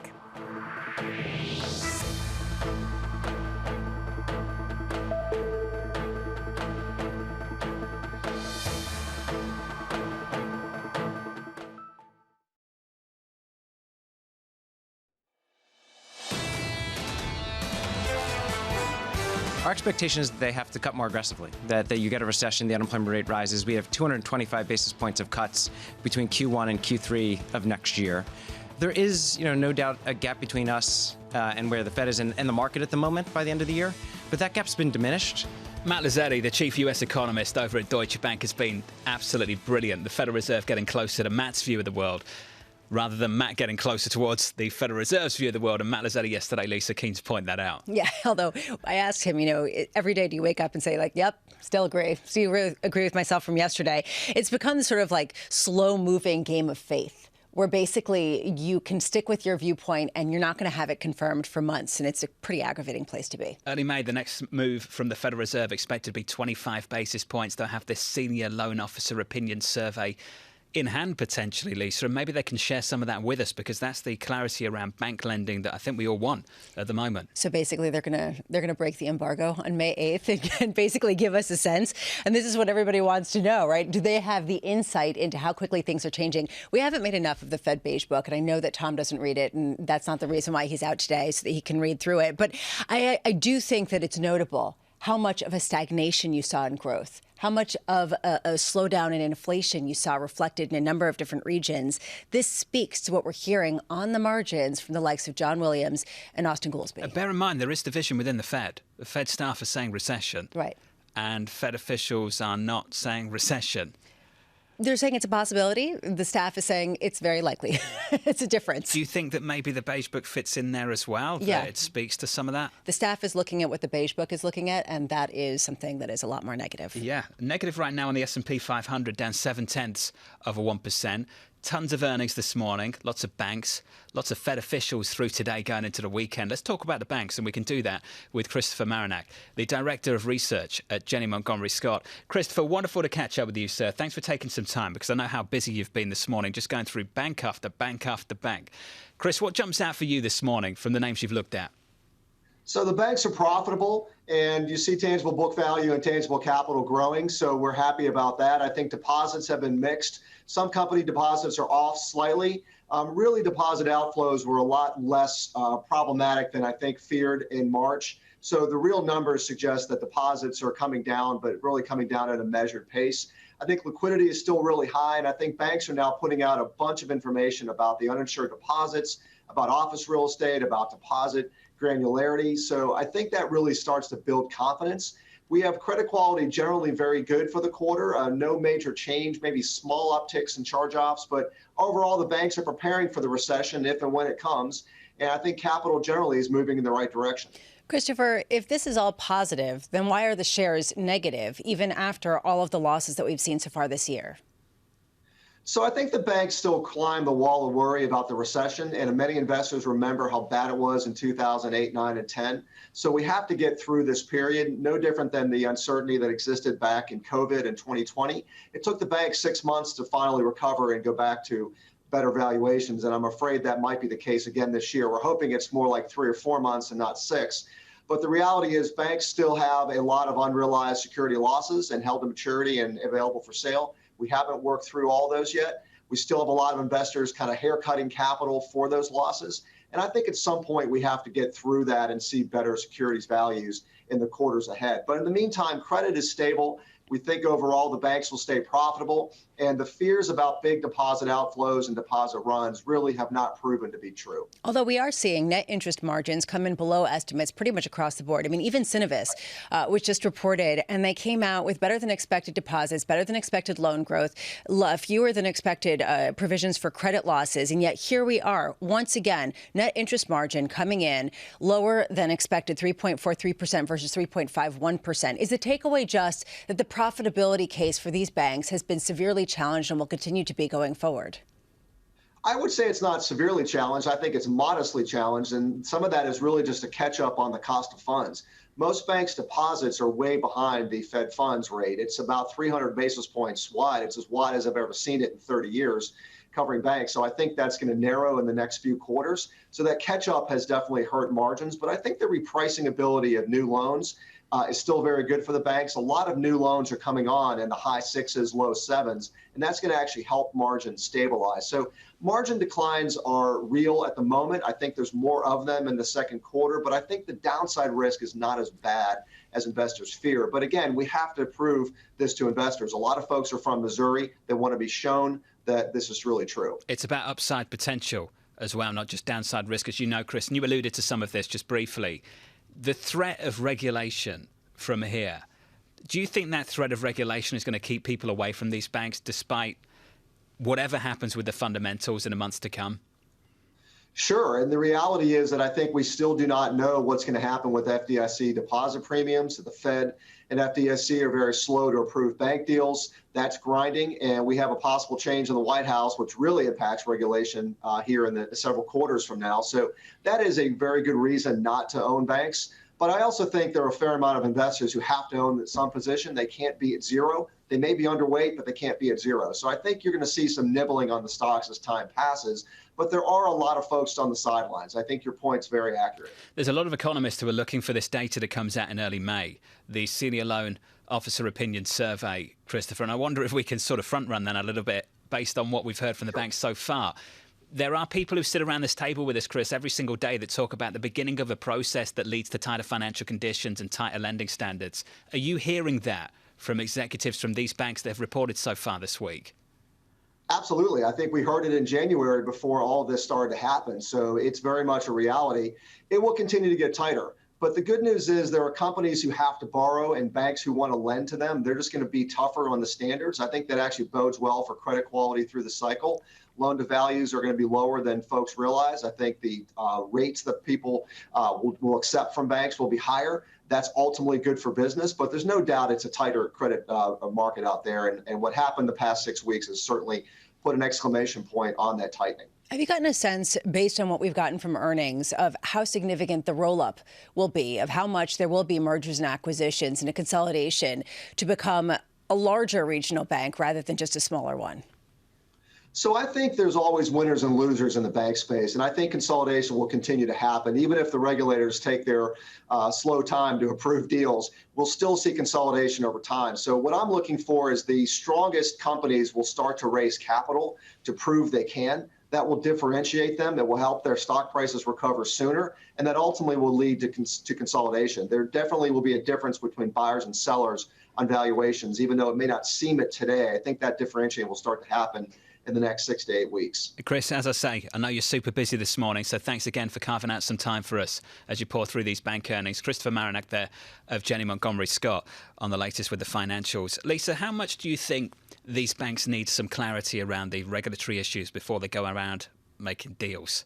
I just don't know what kind of political pressure there's going to be to really increase regulations on banks that already are pressured on other levels with respect to competition from the big banks, because who's going to want to, basically give a cold shower to their regional bank that caters to their constituency? I mean, that's going to be political fireworks and dynamite. I mean, this is not good for what they want to accomplish. Well, you've heard from the politicians repeatedly over the last month. They want to preserve regionals. They want to preserve this, and they're worried about creating a two-tier system. And I would say, well, don't worry about it. It's already happened. Right. Haven't we got just a two-tier system now? And that's the reason why I found it really interesting. Bill Dudley wrote a column yesterday about the Fed's report that they're going to put out on what happened with Silicon Valley Bank in the aftermath. And he said he wants to hear from the Fed in how they kept rates low for so long, and then they raised them so quickly, and how that threatened the model in and of itself. And that was one big reason why that really undermined a specific subset of financial institutions. I just wonder if we're going to hear anything more of that nature from politicians rather than regulating further some of the regional banks that are in their districts and that people love. You know why I'm smiling? Because his successor, John Williams over at the New York Fed, said, no, don't look at us. I know. It's not because we went from 0 to close to 5 in 12 months. It wasn't because we were late. We were front-loading. We weren't late. We were front-loading. Look, this will be in the history books, and we'll have to see. Nonetheless, the fact that banks were pushed to own the safest assets, which were treasuries, and then those treasuries dramatically changed in valuation over the following 12 months, created a pressure that was not modeled and that had not been anticipated, perhaps, and had not been prepared for. The fact that banks did not hedge against some of the losses on their treasury books, and they actually took hedges off heading into the end of last year. Tells you everything you need to know. And perhaps more importantly, weren't stress tested. For some of that. Regulatory failure, as Mohammed Al-Erin has said repeatedly. We're going to catch up with Mohammed a little bit later. I'm sure he's going to have some things to say on all of this. We'll do that in about an hour from now. Up next, Liz Young of SoFi. Looking forward to that conversation as equity futures back away. Back towards session lows. We're down about 0.75% on the S&P 500.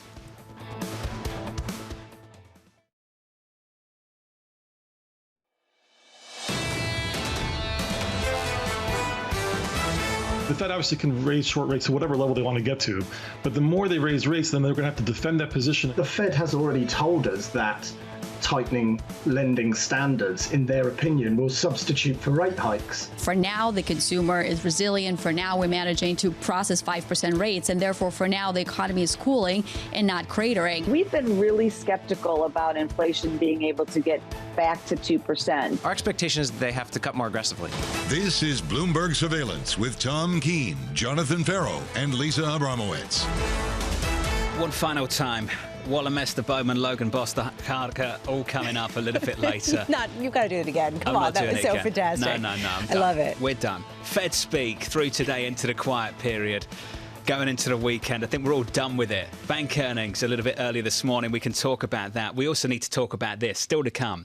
Later on this morning, 10:15 Eastern Time, you're going to hear from the Treasury Secretary, Janet Yellen, and she's got some things to say about China and national security. This is what she's got to say according to prepared remarks that we've got in hand. National security is of paramount importance in our relationship with China. We will not compromise on these concerns. She goes on to say, even when they force trade-offs with our economic interests. This so far, Bramo, I've got to say, quote of the morning goes to the Treasury Secretary. Without a doubt, especially given that this really will pressure this sort of narrative around fragmentation and potential inflationary input as a result. I mean, honestly, this just goes to the soup. And we keep talking about the soup and the exhaustion of, the nursery rhyme of Fed names. This question of we don't know the new paradigm that we're entering into if we do get these sort of geopolitical fissures that Janet Yellen is talking about. They don't know either. They've implied one dot based on a median dot in their dot plot in the summary of economic projections. They're saying one more hike and then hold. Look at the range for next year in the Fed forecast. The range is pretty wide from Fed officials. And the wider that range gets, the more it tells me they've got no real opinion on the Federal Reserve on where this is going next year. They don't know. We don't know. Looking at the bank earnings, we thought that we would get some clearer read, and we got a slew of regional banks this morning. And the read is their deposits are costing more. Their net interest margins are going down, and there is still a real question, and Julian Emanuel said this earlier, there's still a real question about how much this will restrict credit and really substitute for some of those potential rate hikes. That's the number one question, has been for the last month. Still don't have an answer. The good news is you haven't had terrible news around some of these smaller banks, that we seem to have moved on from that phase of stress a month or so ago. The disinflationary bust that the bond market initially priced, we've backed away from. I went through the range on a 2-year. The pre-SVB high was north of 5%. The post-SVB low was something like 350 on a 2-year yield. And we're somewhere in between right now. And that's what it feels like. I love the next guest that we have coming up wrote in her note that basically the more that you try to find some sort of fundamental reason for the melt up that you've seen in stocks this year, the more you kind of are at a loss, because all of the negative earnings surprises, the potential weakness, it's all there. I mean, it's really, you can pick your narrative, but you can also really show exactly what people were expecting.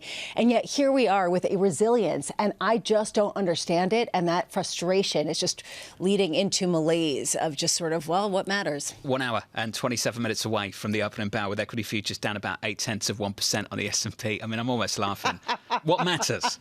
What was that about, really? I think, look, a question about life. I think that it's just an exhausting role of like one year after another, encapsulated in week after week. Deeply philosophical, truly what matters. What matters? Let's just keep going with Is Liz Young still with us? I hope she is. I think the head of investment strategy at SoFi. Liz, great to have you with us. I'm just going to go straight to your own question. You say, what gives? Is this the calm before the storm or a durable momentum to the upside? Which one is it, Liz? Well, I thought we might keep talking about the meaning of life. I was excited for that conversation. So I do not think that this is durable momentum to the upside, but I want to recognize the fact that there has been decent momentum really all year in stocks, despite all of the headwinds and the backdrop of this uncertainty and negative news that has happened since January 1st. So what I think is happening right now, and what I think happened before this, was we obviously saw a big move down in rates, both the 2-year and the 10-year. We saw obviously that inversion between the 2s, 10s get to its deepest level, but then really bounce back to more of a flatter curve, if we can call it flat, at 50 to 60 basis points inverted. And now what you're seeing is this sort of march back up in rates that is pressuring stocks a little bit. So if the rally coming into the year was predicated on the idea that, okay, rates down means good things for stocks going forward, then we're probably giving some of that back right now, and there's a bit of fragility to that story. The other piece, as we obviously know, is that earnings season is now well underway. And we started off with, I think, maybe some calmness from the big bank earnings and the fact that they didn't report anything surprisingly negative. And that was a nice way to start earnings season with a sentiment boost. But now we get into the meat of it, where we're going to hear from smaller banks, regional banks. I don't think anybody expects that news to be positive. But I think the biggest part of earnings season is actually going to be the tech reports. And the reason I say that is because we know that tech companies have done a lot of cutting since the end of last year, early this year. This is when we start to find out if they cut enough to preserve their margins and to offset the declines in revenue that we expect for 2023. So just to go through the calendar, Apple in early May, Microsoft April 25th, Google April 25th, Amazon April 27th. Meta, of course, has made a ton of cuts and has had a fantastic year to date on that stock. Liz, what are you anticipating? What's the answer to that from your perspective? And what's the risk based on what we've priced? Well, I think the risk is that those companies have been rewarded for cutting, which I think was smart. Those are fundamental reasons for looking at a stock and saying that it maybe has some room to move upward. So they were rewarded in the market for cutting. They've also been rewarded, as I mentioned, by falling rates. So if we go into a period where rates are higher and we expect rates to stay that much higher for a longer period of time, and we find out that revenue has pressured their margins more than we expect, that's where the risk to valuations comes in. And if you look just at the broad index trading at about 18.2, 18.3 times forward earnings, that's above the 10 and the 15-year average. That 10-year period was spent with 5 years at zero interest rates and with a 10-year treasury at about 2.1% on average. We're obviously in a different environment right now. The other thing I would say to people, and I wrote this in my note this morning, is that if you are looking at this and thinking, what could it be a new bull market? Could it be a bull market that's coupled with a new economic expansion? You want certain signals to be sending off positive alarms, and we're just not seeing that yet. So things like the copper to gold ratio, you want to see that rising if this is an economic expansionary environment. That's not happening. That's actually falling. And things like small caps, you want to see them participating in a market rally. That's also not happening. Small caps have lagged quite a bit. So there aren't signals that are sending off this sort of early bull market, early economic expansion signal, which is why I can't get to that side and get positive on this being a buy right now. Do you have any sort of trade secrets that you get from the other side of the SoFi business, which extends credit to individuals, about how much that could potentially be constrained, how much people are failing to pay their bills or continuing to do so? Well, for obvious compliance and legal reasons, there are a lot of firewalls between me and certain parts of the business. But what I will say, broadly speaking, on the industry is credit was tightening before we had the regional bank headlines in March. Now you should expect it probably to tighten more as the year goes on. Also, this piece about commercial real estate, some of the defaults that have happened, and some of the expectations for possibly further defaults this year is not something to be ignored. It is, however, something that isn't quite making it into the consumer narrative. People don't on Main Street necessarily talk about commercial real estate and that sort of business-to-business lending, but that is something that I think is going to continue to put stress on the system. And I would expect, as the year moves on, credit spreads, both on the high-yield side and the investment-grade corporate side, to get wider and start to match up with what we expect to see as stress in the system. So then where do you park money if you're going to be conservative? Yeah, and that's one of the things that if you're bearish or cautious in this environment, you sort of get accused of not being invested, and that's absolutely not true. It's just that you should be invested in things that maybe don't sound as exciting and things that you don't talk about in a regular environment. So I would still have money in equities. I just wouldn't be overweight equities here, and I certainly wouldn't be overweight rate-sensitive or economically sensitive parts of the equity market. But you can still have money in short-term treasuries. As we've seen this march back up in rates, you get another opportunity to put some money in short treasuries. And what I mean by that is anything shorter than 3 years. You still have the opportunity to put money into gold. I think that you see probably some more upside in gold if stress does hit the system. And obviously there's still cash that are interest-bearing cash accounts like money market funds. And if you don't have an allocation to some of those defensive sectors in the equity market, I think utilities are still an okay place to be, or something that's going to pay a dividend so that you can get paid while we wait out this uncertainty and find out whether or not there will be some sort of landing sometime later in 2023. Liz Young, thank you, of SoFi. Some kind of landing. Soft, hard, no landing. No landing's off the table now. I've got, Soft honestly. crash. Honestly. Drives Liz nuts, drives us all nuts, doesn't it? Soft crash. Whatever. Crash lightly. Liz, thanks again. Liz mentioned gold. Gold's just clinging to 2,000. A lot of people are waiting in gold.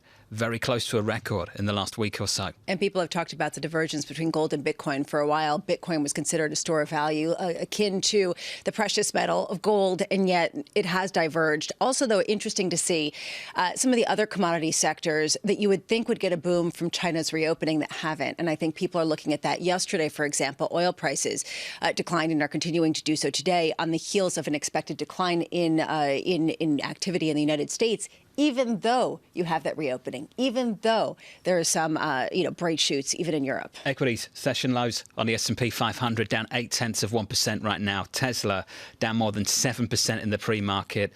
Earnings yesterday after the close from Tesla, margins lower than anticipated, or rather, I would say expected directionally to head this way because of what happened with the price cuts, but the magnitude of the move lower, bigger than a lot of people expected. That means the stock is down. And here's the take from a bull this morning. And I'll catch up with Dan Ives a little bit later over at Wedbush. With no rose-coloured glasses, margins are now a delicate issue that are keeping Tesla investors up at night. The stock is down by almost 8%. Coming up a little bit later, Seth Carpenter of Morgan Stanley is coming up this hour. Looking forward to that conversation shortly as we count you down to jobless claims 20 minutes away.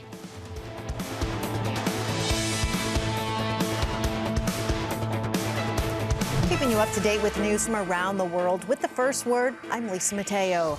The U.S. and other allies of Ukraine may ramp up the economic pressure on Russia's President Vladimir Putin. Bloomberg's learned they are considering a near-total ban of most exports to Russia. A group of 7 officials are discussing the idea ahead of a leaders' summit in Japan in May. The aim would be to include EU nations in the crackdown. Outside Paris today, protesters angry over French pension reforms stormed the entrance hall of stock exchange operator Euronext. Now, railway workers and others chanted, set off flares, and waved union flags. Euronext says operations were not affected. Anger over President Macron's decision to raise the retirement age from 62 to 64 remains strong. Democrats are rejecting House Speaker Kevin McCarthy's proposal to raise the debt limit for about a year and cut government spending. The plan would increase the debt ceiling by $1.5 trillion. It would also cut discretionary spending by $130 billion. If the debt limit isn't raised, the U.S. would default on payment obligations as soon as June. Bloomberg's learned that secret recordings by a fired Fox News producer helped push the network to its settlement of a defamation suit by Dominion Voting Systems. Fox lawyers feel that the recordings made by Abby Grossberg and her testimony would be used against Fox chairman Rupert Murdoch and other witnesses. A Fox spokeswoman calls the account of the recordings widely inaccurate. And home builder D.R. Horton reported better than expected orders in the first quarter. Tight supplies of existing homes drove buyers to builders' sales offices. While D.R. Horton's orders dropped 5% from a year earlier, they were still 73% higher than in the previous quarter. Global news powered by more than 2,700 journalists and analysts in over 120 countries. I'm Lisa Mateo, and this is Bloomberg.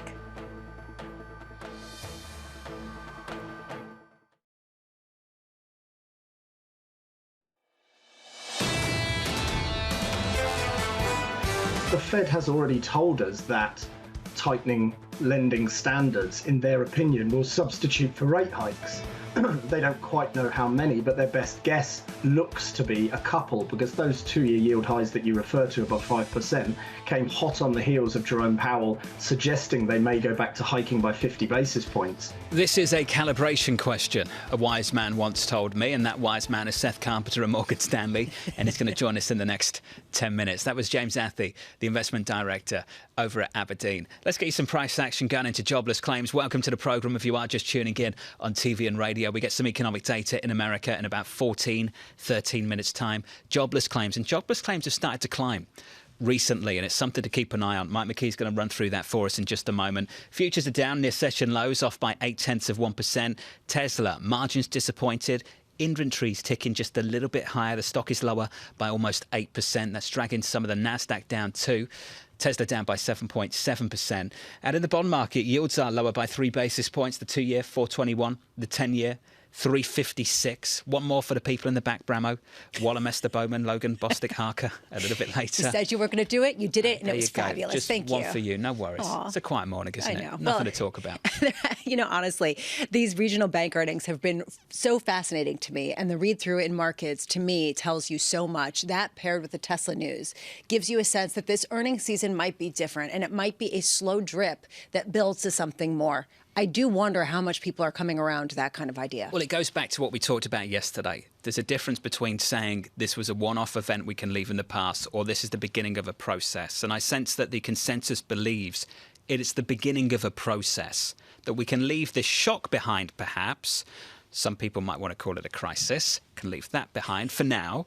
But there is a process that started here, and we still need some clarity on it. And I think all those Fed officials we've joked about this morning, they need the same degree of clarity as well to make decisions beyond May through the rest of this year. Which they're asking for, and they're acknowledging that they don't have that clarity. At this time, though, I do wonder how much on the risk-taking side people are saying, look, it hasn't happened yet, and things still look okay, so why not keep buying? And I do sense that there is this divergence that's continuing between stock and bond markets. Mike McKee with us around the table. Mike, good morning to you. Yeah, good morning. Get some data in about 12 minutes' time. We'll talk about jobless claims. We'll talk about Fed speak. We need to talk about the debt ceiling. So tax day was earlier this week, and that usually means we should get a better idea of when the Treasury's going to run out of money. Yeah. When does the Treasury run out of money?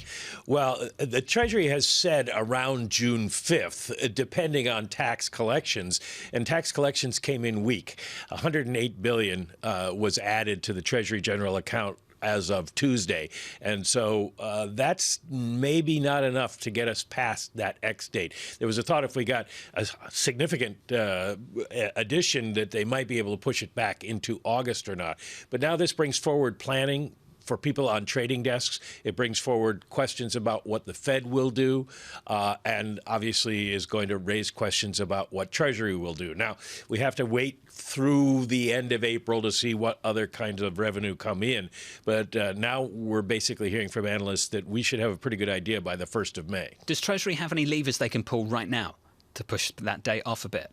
Not right now. There's a few things they could do starting in June. And in June 15th, we get another infusion of tax money, quarterly tax payments, and that could push it back farther out if they can get to June 15th. That's going to be the question. And one important thing that people don't realize is X date is not a day.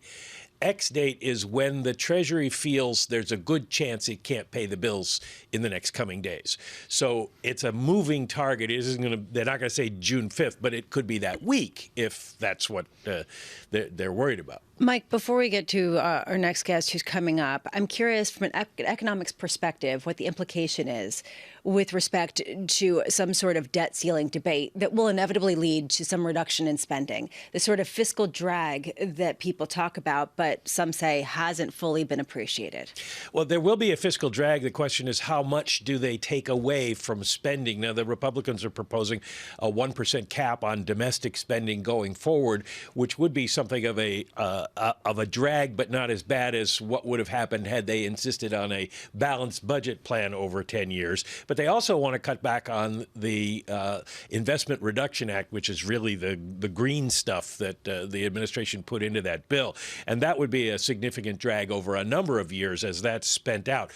The thing about the Republican plan is that McCarthy was talking yesterday about how much this would save. Nobody has scored that yet. This bill has to go to the CBO and to the Joint Tax Committee, and we'll see what they say about what it would save, if it would save anything. I've always sensed, Mike, that the public in this country are often misled around this issue, that this is about spending already agreed. Yeah. And I know you find it frustrating as well, but just because you make that point around the debt ceiling does not mean that you don't think debt sustainability is an issue and should be discussed. And I always find that that's the way this conversation often goes. If you start to say, no, you should lift the debt ceiling because this is spending already agreed, you then set off a bunch of people who say, well, you don't care about debt sustainability. And I'm like, whoa. You need to separate these two issues. And I think we've really struggled to do that in this country, Mike, for a long time now. How do we change that? We have. Well, the hard part is both sides have to give up the political effort to gain advantage. It's not going to change. Just so you know. I guess that's the bottom line. Yeah, I mean, the administration has said they're willing to talk about it. They know there's a problem. Obviously, it's not sustainable growth, what we have seen, and we're going to have problems with entitlement programs in a shorter period than people anticipated. And so something has to be done. The question is, do you sit down and hash out an actual plan, which has been done before? I go back to 1990, 93 with, 89, George W. Bush. H.W. Bush sitting down with the Republicans and Democrats sitting down at Andrews Air Force Base. It was called Andrews Air Force Base then, and coming up with a plan. That was the read my lips, no new taxes backtrack that he did. But they did go off and they did come up with a something budget plan. And in 2011, they came up with a sequestration plan. So there are things they can do, but they've got to stop blackmailing each other. Is that going to stop Bramo? Bramo doesn't sound hopeful at all. I love your optimism. Well, I'm not optimistic about changing it. Just I think we've got to be better about consistently framing the issue at hand here. And Mike's been great about that over the years. Mike, stay close. Jobless claims 7 minutes away. With us now, Seth Carpenter of Morgan Stanley. Seth's going to stick with us through that economic data. Seth, good morning to you. Can we just start with claims anticipating that data? Started to climb a little bit higher recently, Seth. There is a trend there that you and the team have identified that you think we need to pay attention to. So obviously you always want to pay attention to data. You got to look, though, not just that it's trending up a little bit, but also the level. And the level stays very, very low. I think it's hard to get away from the fact that the labor market is still tight. The jobless claims are useful. If they keep this upward trend, we'll be paying attention to it. But so far, I think the level is more important right now. Seth, we heard from the Beige Book yesterday that there was this softening in the labor market. Where are they seeing that if it's not in some of the jobless claims that we keep getting? So the Beige Book is great because they have people in each of the 12 regional banks, and they're talking to folks in their districts and really trying to make sure they have their hands on the fingers on the pulse in the districts. I do think we're going to want to keep looking at the non-farm payrolls data that come out at the beginning of each month. We're going to want to look at the employment data from the household survey. Those have been slowing. They're still robust, but the direction of travel, I would say, is pretty clear that things are slowing down, just at a pretty strong level. Seth, that data 5 minutes away. Stay close. We'll break that down with you in just a moment. Mike McKee's going to be with us as well. Mike, have you got a final word on that? What you're looking for from claims in just a moment? Well, we're looking to see it rise a little bit, but not a whole lot. And as Seth said, the level is what matters. We had a big jump up because of the change in seasonal adjustment, but does that flatten out now? This is how the next hour is going to look on Bloomberg TV, Bloomberg Radio. On Bloomberg TV and Radio, we'll break that number down for you in about 5 minutes. Mike McKee, Seth Carpenter. In the next hour on Bloomberg TV, here's your lineup. Mohammed Al-Arian with us for the hour in a studio here in New York of Queen's College, Cambridge. Brian Weinstein of Morgan Stanley. Mona Mahajan of Edward Jones. Dan Ives of Wedbush on Tesla. Tesla having a difficult morning, Lisa. A better year a difficult morning. What a great lineup. And the interesting thing is that Tesla is very much of a macroeconomic story in addition to a very specific one. And I'm sure that you'll parse it out with some really incredible guests. I'm looking forward to Looking forward to it. Looking forward to Mohammed anchoring and me taking a break. You as is being often the the case. correspondent. Mike McKee knows it. That stock's down almost 8%. Futures down by 0.8% on the S&P 500. The opening bell about 64 minutes away. Jobless claims in America coming up next.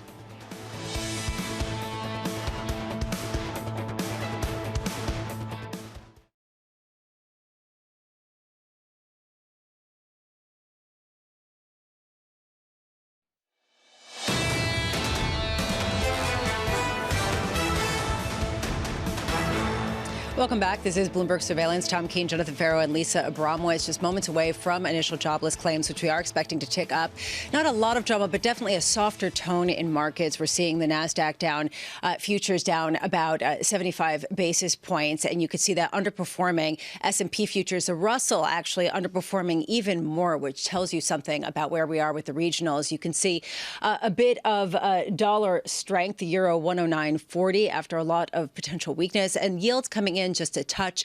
Crude, a very interesting moment given the ongoing pessimism around economic activity. And we are getting that data. Michael McKee of Bloomberg Economics and Bloomberg Television here with us. Mike, what do we see?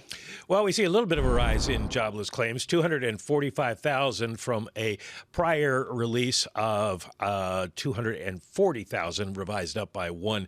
So not a major change. And again, I'll steal a little line from Seth Carpenter. I know you can ask him about it. Sorry, Seth, but it is important that we can talk about how the level is what kind of matters, too. We had a jump up in jobless claims a couple of weeks ago, and now we're seeing some move upward, but not a very big move. The continuing claims numbers come in a little bit higher, 1,865,000 from 1,804,000. So that kind of fits with the last 2 weeks of moving up in terms of claims. Now, the Philadelphia Fed business outlook is very interesting because it comes in at negative 31.3, which is down from negative 23.2. The new orders index is at negative 22.7 from negative 28.2, moves up just a little bit, but still very negative. Employment, negative 0.2 versus negative 10.3. So maybe there's some manufacturing help in employment. And the prices paid index is 8.2 versus 23.5. That has to be, I haven't looked immediately, but that has to be a low for quite some time. So some good inflation news as the Philadelphia Fed points us also to the idea of the economy slowing, Lisa. Michael McKee, thank you so much. We are seeing a reaction, certainly in two-year yields in particular, of falling to 4.16% on the heels of this data. You're seeing it across the curve. 10-year yields also lower, 3.53%. Equity markets keeping some of the losses. Interesting to see a slight bounce back in the NASDAQ futures. Simply, could this be this sort of bet that perhaps fewer rate hikes is a positive thing? Let's bring in Seth Carpenter, who has been quoted so frequently this morning on this show, chief global economist at Morgan Stanley. Seth, what's your initial reaction to these numbers? The tick up, I think, is there, that there is a bit of softening. We've been saying for a long time, I think everybody's been looking for some softening in the economy as this year progresses, and I think that's what we're getting. The level is important. It's still quite low, so it's not as though we've fallen off a cliff or anything like it. I think the market reaction that you cited is also important. You know, we have one more rate hike as our baseline forecast at the May meeting, and then none after that. And I think the market is going to have to sort out, you know, when is the Fed going to say the softening is there? It's enough softening without it being too much softening. And, you know, these data go in that direction. So we get these data points, and then we also got earlier this morning, and we'll get throughout the day, the regional banking results, which have also pointed to potentially some withdrawal of credit. How do you factor that into employment? How do you factor that into the Fed's decision? The banking situation is clearly important. It tightens financial conditions. It tightens access to credit. But we have to keep in mind that tightening access to credit and tightening financial conditions is exactly what the Fed has been trying to do since they started raising interest rates. The hard part is, how much is this? Chair Powell at the last meeting, at the March meeting, said maybe it's about 1 or 2 rate hikes worth of tightening.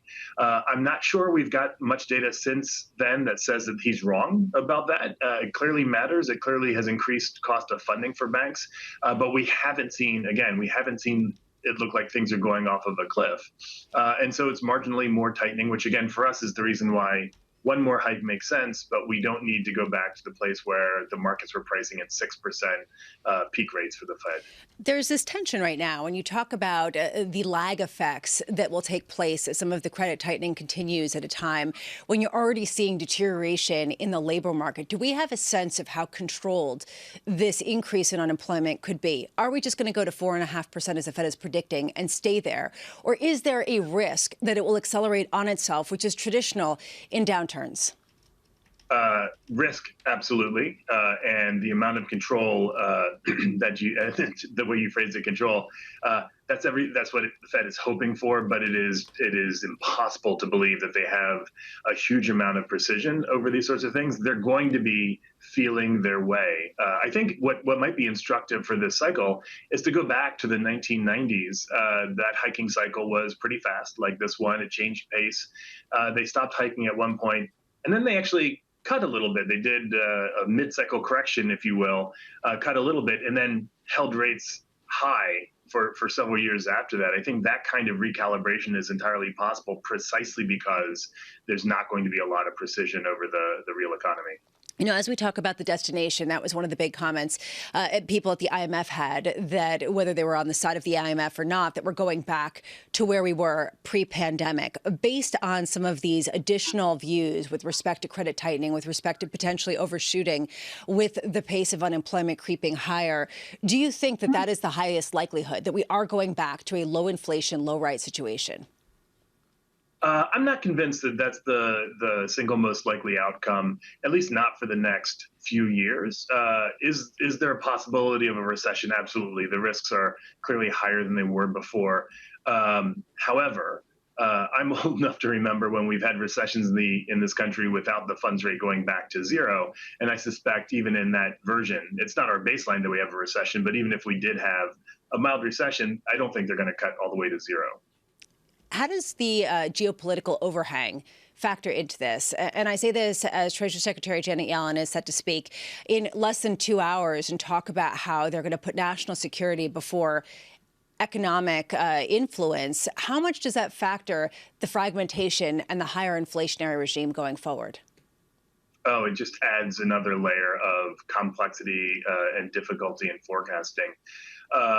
When it comes to the inflationary side of things, if we disrupt global supply chains, it does mean that any surge in demand won't be met with as much supply or as quickly with the supply. And so it could lead to more bouts of inflation. I don't know that it necessarily means we shift into a permanently higher inflationary regime. That's going to depend on whether or not the Fed can control the economy, rein in aggregate demand to keep inflation from staying high. But ultimately, it will make things more volatile. You'll see more macroeconomic volatility. We've been talking about all the Fed speak that we're going to be getting today, jamming it in ahead of the quiet period. What do you hope to learn from Fed speakers? As always, it's a question of what is it that they're looking at. I have consistently had the view that they are trying to slow the economy, but not kill the economy. And so the real question is the softening that we're seeing in the labor market, just like we were talking about before with the initial claims data, is that softening enough for them to say, we'll stay roughly where we are? Like I said, our base case is one more hike. Are we seeing enough downward momentum for them to feel comfortable that the economy is slowing enough for inflation to continue its downward trend and for over the next couple of years to get back to target? Seth Carpenter of Morgan Stanley, thank you so much for being with us. As always, fantastic to get your insights on a day that is highly confusing, and the clarity is greatly appreciated. Right now, I've got to say, we've been talking about all of the earnings and the potential stress in the banking sector. Sonali Basak is joining us now ahead of an interview with somebody on the other side, potentially, of this, John Gray, who is president and COO of Blackstone. Yeah, absolutely. John, thank you for joining us so much, because you have such a large place in this story when we're looking at lending contracting across the country in so many ways. But let's start with your results here, John, because when you look at the numbers, you've beat on earnings per share, but assets under management, we've been waiting quarter after quarter here. You're so close to hitting that $1 trillion mark. You've said things are kind of slowing out there in the environment. At what point do things start to turn around here to kind of help push Blackstone a little bit further in this environment? Sonali, it's great to be with you. I would just say we're incredibly proud of the quarter. We protected investor capital, and that performance is ultimately what's going to propel us forward to raise more capital. We did see $40 billion of inflows, more than $200 billion over the last year. And for our shareholders, we delivered nearly $1 in distributable earnings despite limited performance fees. And we really think we have the right model. We've got staying power where we can hold assets in a difficult period, and firepower, nearly $200 billion to deploy. So our view is we just keep executing for our investors, and the assets will take care of themselves over time. Now, we want to look a little bit broader across the universe here, because Blackstone, of course, is one of the biggest private landlords in the country, everything from warehouses to single-family homes. I'm wondering if you take out your crystal ball, John, and kind of look across the economy. What are people not seeing about the real estate market? What's the next shoe to drop? Well, I think on real estate, the issue is people are looking through a very narrow lens, and they're thinking about real estate all as one thing. And the reality is where you invest matters.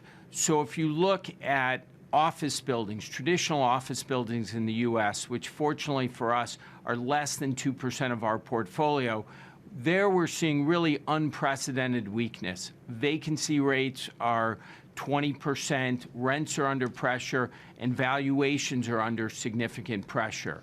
But if you look across to logistics, global logistics, which is 40% of what we own, there things look very different, almost unprecedented strength.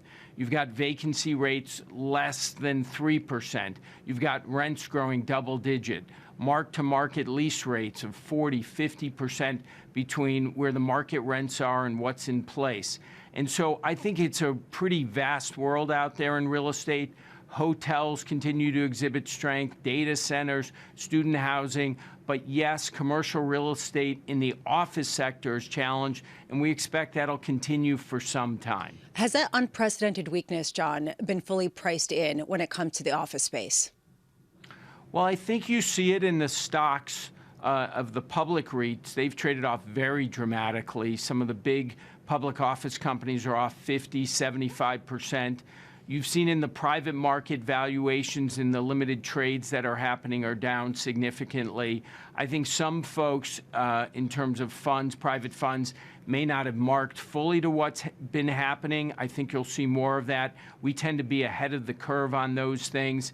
But I think the good news is, because I know there's a lot of focus on the banking sector, is that leverage levels around commercial real estate going into this were pretty low. So I think banks probably lent against office buildings at about 60% of value, so they should have a pretty good cushion. And office buildings as a percentage of their balance sheets is pretty small. So it's an area where there will be real headwinds. Equity owners will take some real hits, but the broader real estate market looks a lot healthier. How concerned are you, John, even in the broader real estate space, about some of the issues that we've seen in the small banks, given that they own a significant portion of the lending books to commercial real estate across the industries? Well, there's no question that credit will be tighter to commercial real estate. Some of the good news is the agencies, the government agencies, Fannie and Freddie, lead the way in multifamily lending and apartment lending. There is strength in other areas. Real estate lending is broader than just banks because insurance companies, commercial mortgage-backed securities exist. Mortgage REITs are out there. So there are multiple sources of capital. But I do think credit will be tighter in commercial real estate. The one benefit to existing owners is construction lending is going to get a lot tighter. And so you'll see less new supply. Long term, that's a positive. But yes, I think we will see less capital available. It will dampen things a bit. But ultimately, fundamentals around supply and demand are what drives value. And that's why I have confidence going forward in most of the sectors, certainly away from office buildings. John, I'm really curious about an update here on BREIT, the real estate fund that has faced some withdrawals over the last couple of months. Performance has been pretty stellar over 3 years, more than 17%, but it has turned negative this year so far. I'm wondering what the pitch is to invest this year when performance is starting to be more muted. Well, the performance this year, interestingly, Shanali, has been hurt mostly by the interest rate hedges we put in place to protect the fund, which really helped us last year. The historic decline in March in rates impacted. But if you looked at the performance pre those hedges, you would have had positive performance in the quarter. I think rates have now moved down a fair amount, so that headwind should be away from us. The other thing I'd point to is the cash flow growth. In the first quarter, estimated cash flow growth for BREIT was 9%, led by hotels, student housing, logistics, which we talked about. And so the underlying cash flow growth is good. It looks like inflation's getting under control. The 10-year has moved down, which long-term is a positive for this portfolio. So we feel really good. It's a portfolio of rental housing, logistics in the Sun Belt of the United States. Right. It's exactly what you want to own. And we think once you get through this more volatile markets period, people will focus again on fundamentals, and that'll be quite helpful for the flows in BREIT. We started to talk about the banking market as it pertains to commercial real estate, but, I want to cite some of Bloomberg's own reporting here. Blackstone had been in talks with Valley to buy some assets from Silicon Valley Bank. I'm really curious what this says about your ambition in this banking kind of tumult period. Do you think you could do more by means of working with regional banks, providing more credit where credit is tightening up, especially given some of your private credit books are up more than 9% so far? I think that's a great question, Shanali. Interestingly, of the $40 billion we raised in the quarter, 60% of it came in our credit, insurance, and real estate credit areas. Investors are allocating more capital. We have in total in those areas $350 billion. And so I think there's a real opportunity. We're actually in discussions today with a number of regional banks to partner with them. They have very valuable relationships with borrowers out there across the country. We have long-term capital. And so in consumer financing, in small and medium business financing, particularly in the asset-backed area, we think there's a real opportunity to deploy more capital. And I think it's one of the real strengths of the alternatives business. As you know, this used to just be about private equity, real estate private equity. But what we do today is much broader. And I think the private credit area is really at a golden moment because we do see tightening out there, and yet we have this large pool of capital to deploy. And so I think you'll see us become much more active. John, do you think that private credit will come into its golden era at a time where private equity is fading, where the valuations make less sense at a time when rates are so high, and it offsets some of the potential equity valuation? I think we see cycles. And so if you look at private equity, it's had enduring performance premiums. That's certainly been the case for us. Our group has done a terrific job deploying capital. What you're seeing now is a cyclical slowdown in transaction activity. That's what happens at moments when people are cautious. But ultimately, this recovers. And so our ability to find great businesses, to intervene with those companies, to partner with management teams, create value, that still exists. We announced a sizable public to private of a company called Cvent in the online event management space for a little north of $4 billion this quarter. I think you'll see us find more opportunities over time. I think it just says right now things are a little bit slower, but they'll come back, and I think that business is going to do quite well. Hey, John, I'm really curious about your thoughts here on rates and inflation. You've heard a number of your banking rivals and peers say already that maybe the market is not really prepared for the eventuality of higher rates. And you've said also that maybe cuts this year are also not on the horizon. So what is the thing that the market is not seeing here about the direction of travel?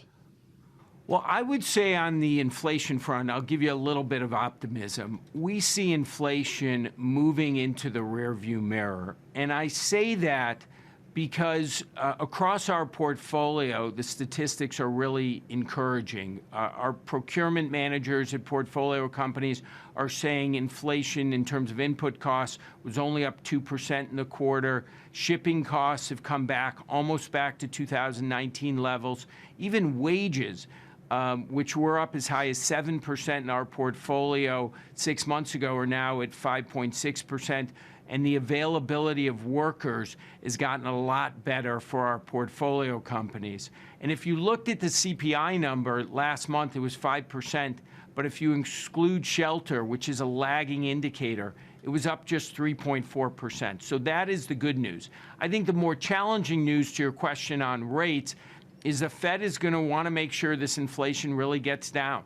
So I think the idea that they're going to pivot is a mistake. I think they're much more likely to pause, hold rates at an elevated level, and continue to see the economy decelerate.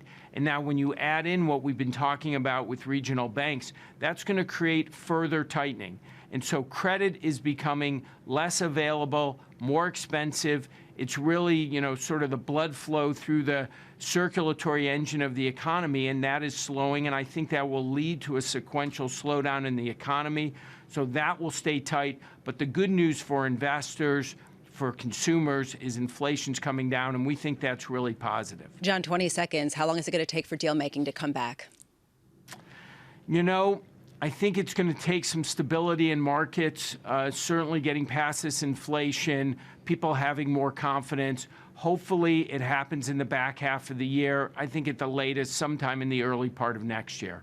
John Gray of Blackstone and Bloomberg Sonali Basak, thank you both so much for being here. We've been parsing through the earnings all morning, and we can see the read-through has been somewhat negative when we take a look at the regional banks, with the Russell 2000 underperforming in futures markets. You could see the NASDAQ retracing some of the earlier losses, down 0.9%. The S&P still down about 0.7%. Yields lower on the heels of initial jobless claims coming out a bit above expectations, as well as the Philadelphia index that came out this morning. You can see two-year yields down at 4.16%.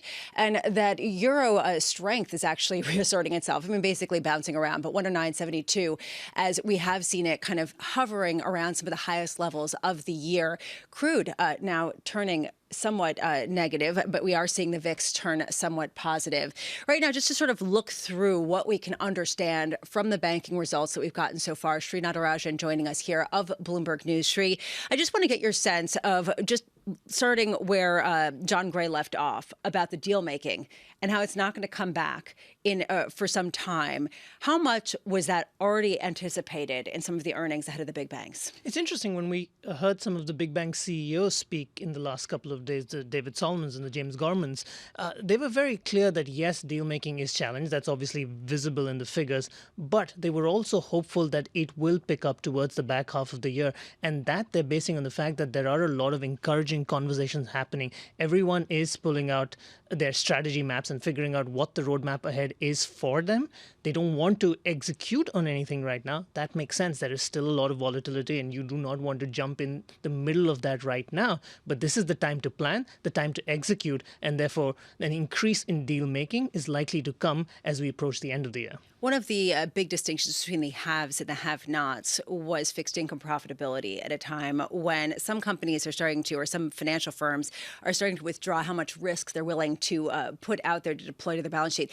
How much was that one of the big drivers of the winners and the losers. It clearly helped a lot of the big banks, the JP Morgans, Goldman Sachs, Morgan Stanley, Bank of America. All of these firms that have a good fixed income trading footprint benefited from the rates volatility that we saw. Goldman Sachs may not have met expectations, but it was their third best fixed income quarter in a decade. Citigroup, JP Morgan, Bank of America, all comfortably beating expectations, which tells you that was a big driver for them. And of course, it does help some of the larger consumer banks like JP Morgan and Citigroup that they can still talk of a fairly healthy consumer and a nice increase in net interest income going forward. That is also giving a lot of boost to their stock. Have you ever covered an earnings season where people cared less about the big banks and instead favored the regionals? It is remarkable, isn't it? We've seen one after the other, all the big banks report their earnings. No one cared. No one cared. And that's surprising because normally we're looking at them to get a sense for the pulse of the consumer, for the appetite of the big corporates. But this year, everything came in as expected, more or less, and everyone's turned their attention to the regional banks. The good news in the last 24 hours, we've seen a slew of regional bank earnings, and things are not really dire. Yes, earnings is going to be challenged for a lot of them, but it is not an existential threat for the vast majority. That seems clear. Do you have a sense of whether some of the regionals have to pay substantially more to keep their deposits than the largest banks? That'll certainly be a factor. Every single regional bank that has reported so far has obviously reported some level of deposit declines, some a lot more than others. Again, not to the extent that you have to worry about their ability to survive, but you certainly have to be worried about their ability to thrive. So yes, they will have to raise rates to attract deposits. That might still be challenging, and it will bring about a lot of opportunities for mergers in that space. Not necessarily the biggest banks going and buying some smaller players out there, but the tier 2s buying some of the tier 3s and consolidating that way. What are we going to learn on Monday from First Republic? That's a big unknown right now. That's the one bank that everyone's scared about because that stock that's down about 90%. It's not a tiny bank. It has a big hole on its balance sheet. There is no obvious solution on the horizon. Yes, people have said deals are possible, whether it is the government making a few tweaks to what is allowed and what's not allowed, or whether it's a really large institution that can withstand that $13 billion hole that exists in their balance sheet because of their exposure to that real estate mortgage market. We will be paying attention to where the deposit stands. We've seen a big flight of advisors from First Republic. Has that stabilized? Have those wealth managers, we've seen a few headlines, but is that just a few of them out there, or has that really led to a big trickle out? And what impact has that had on deposits will also matter. That's what we'll all be watching for on Monday evening. Sri Datarajan, thank you so much for being with us. Also today at 4:30 p.m., you will get the update on the Fed's balance sheet as well as the deposit window and the recent emergency lending program that they came out with, which I actually do think will be really interesting. People look for this data at the end of each week and on Friday as well. Coming up on Balance of Power, Angela Stent, a really interesting conversation about Russia, senior fellow at the Brookings Institute, as we hear about some more potential restrictions on what the U.S. plans to export to Russia. We are seeing in markets softness as a lot of investors parse through what we got just now out of some of the banking earnings. The S&P down about 0.7%, 109.74 on the euro. And interesting to see that the VIX still very subdued at very low levels, despite some of the angst out there. This is Bloomberg.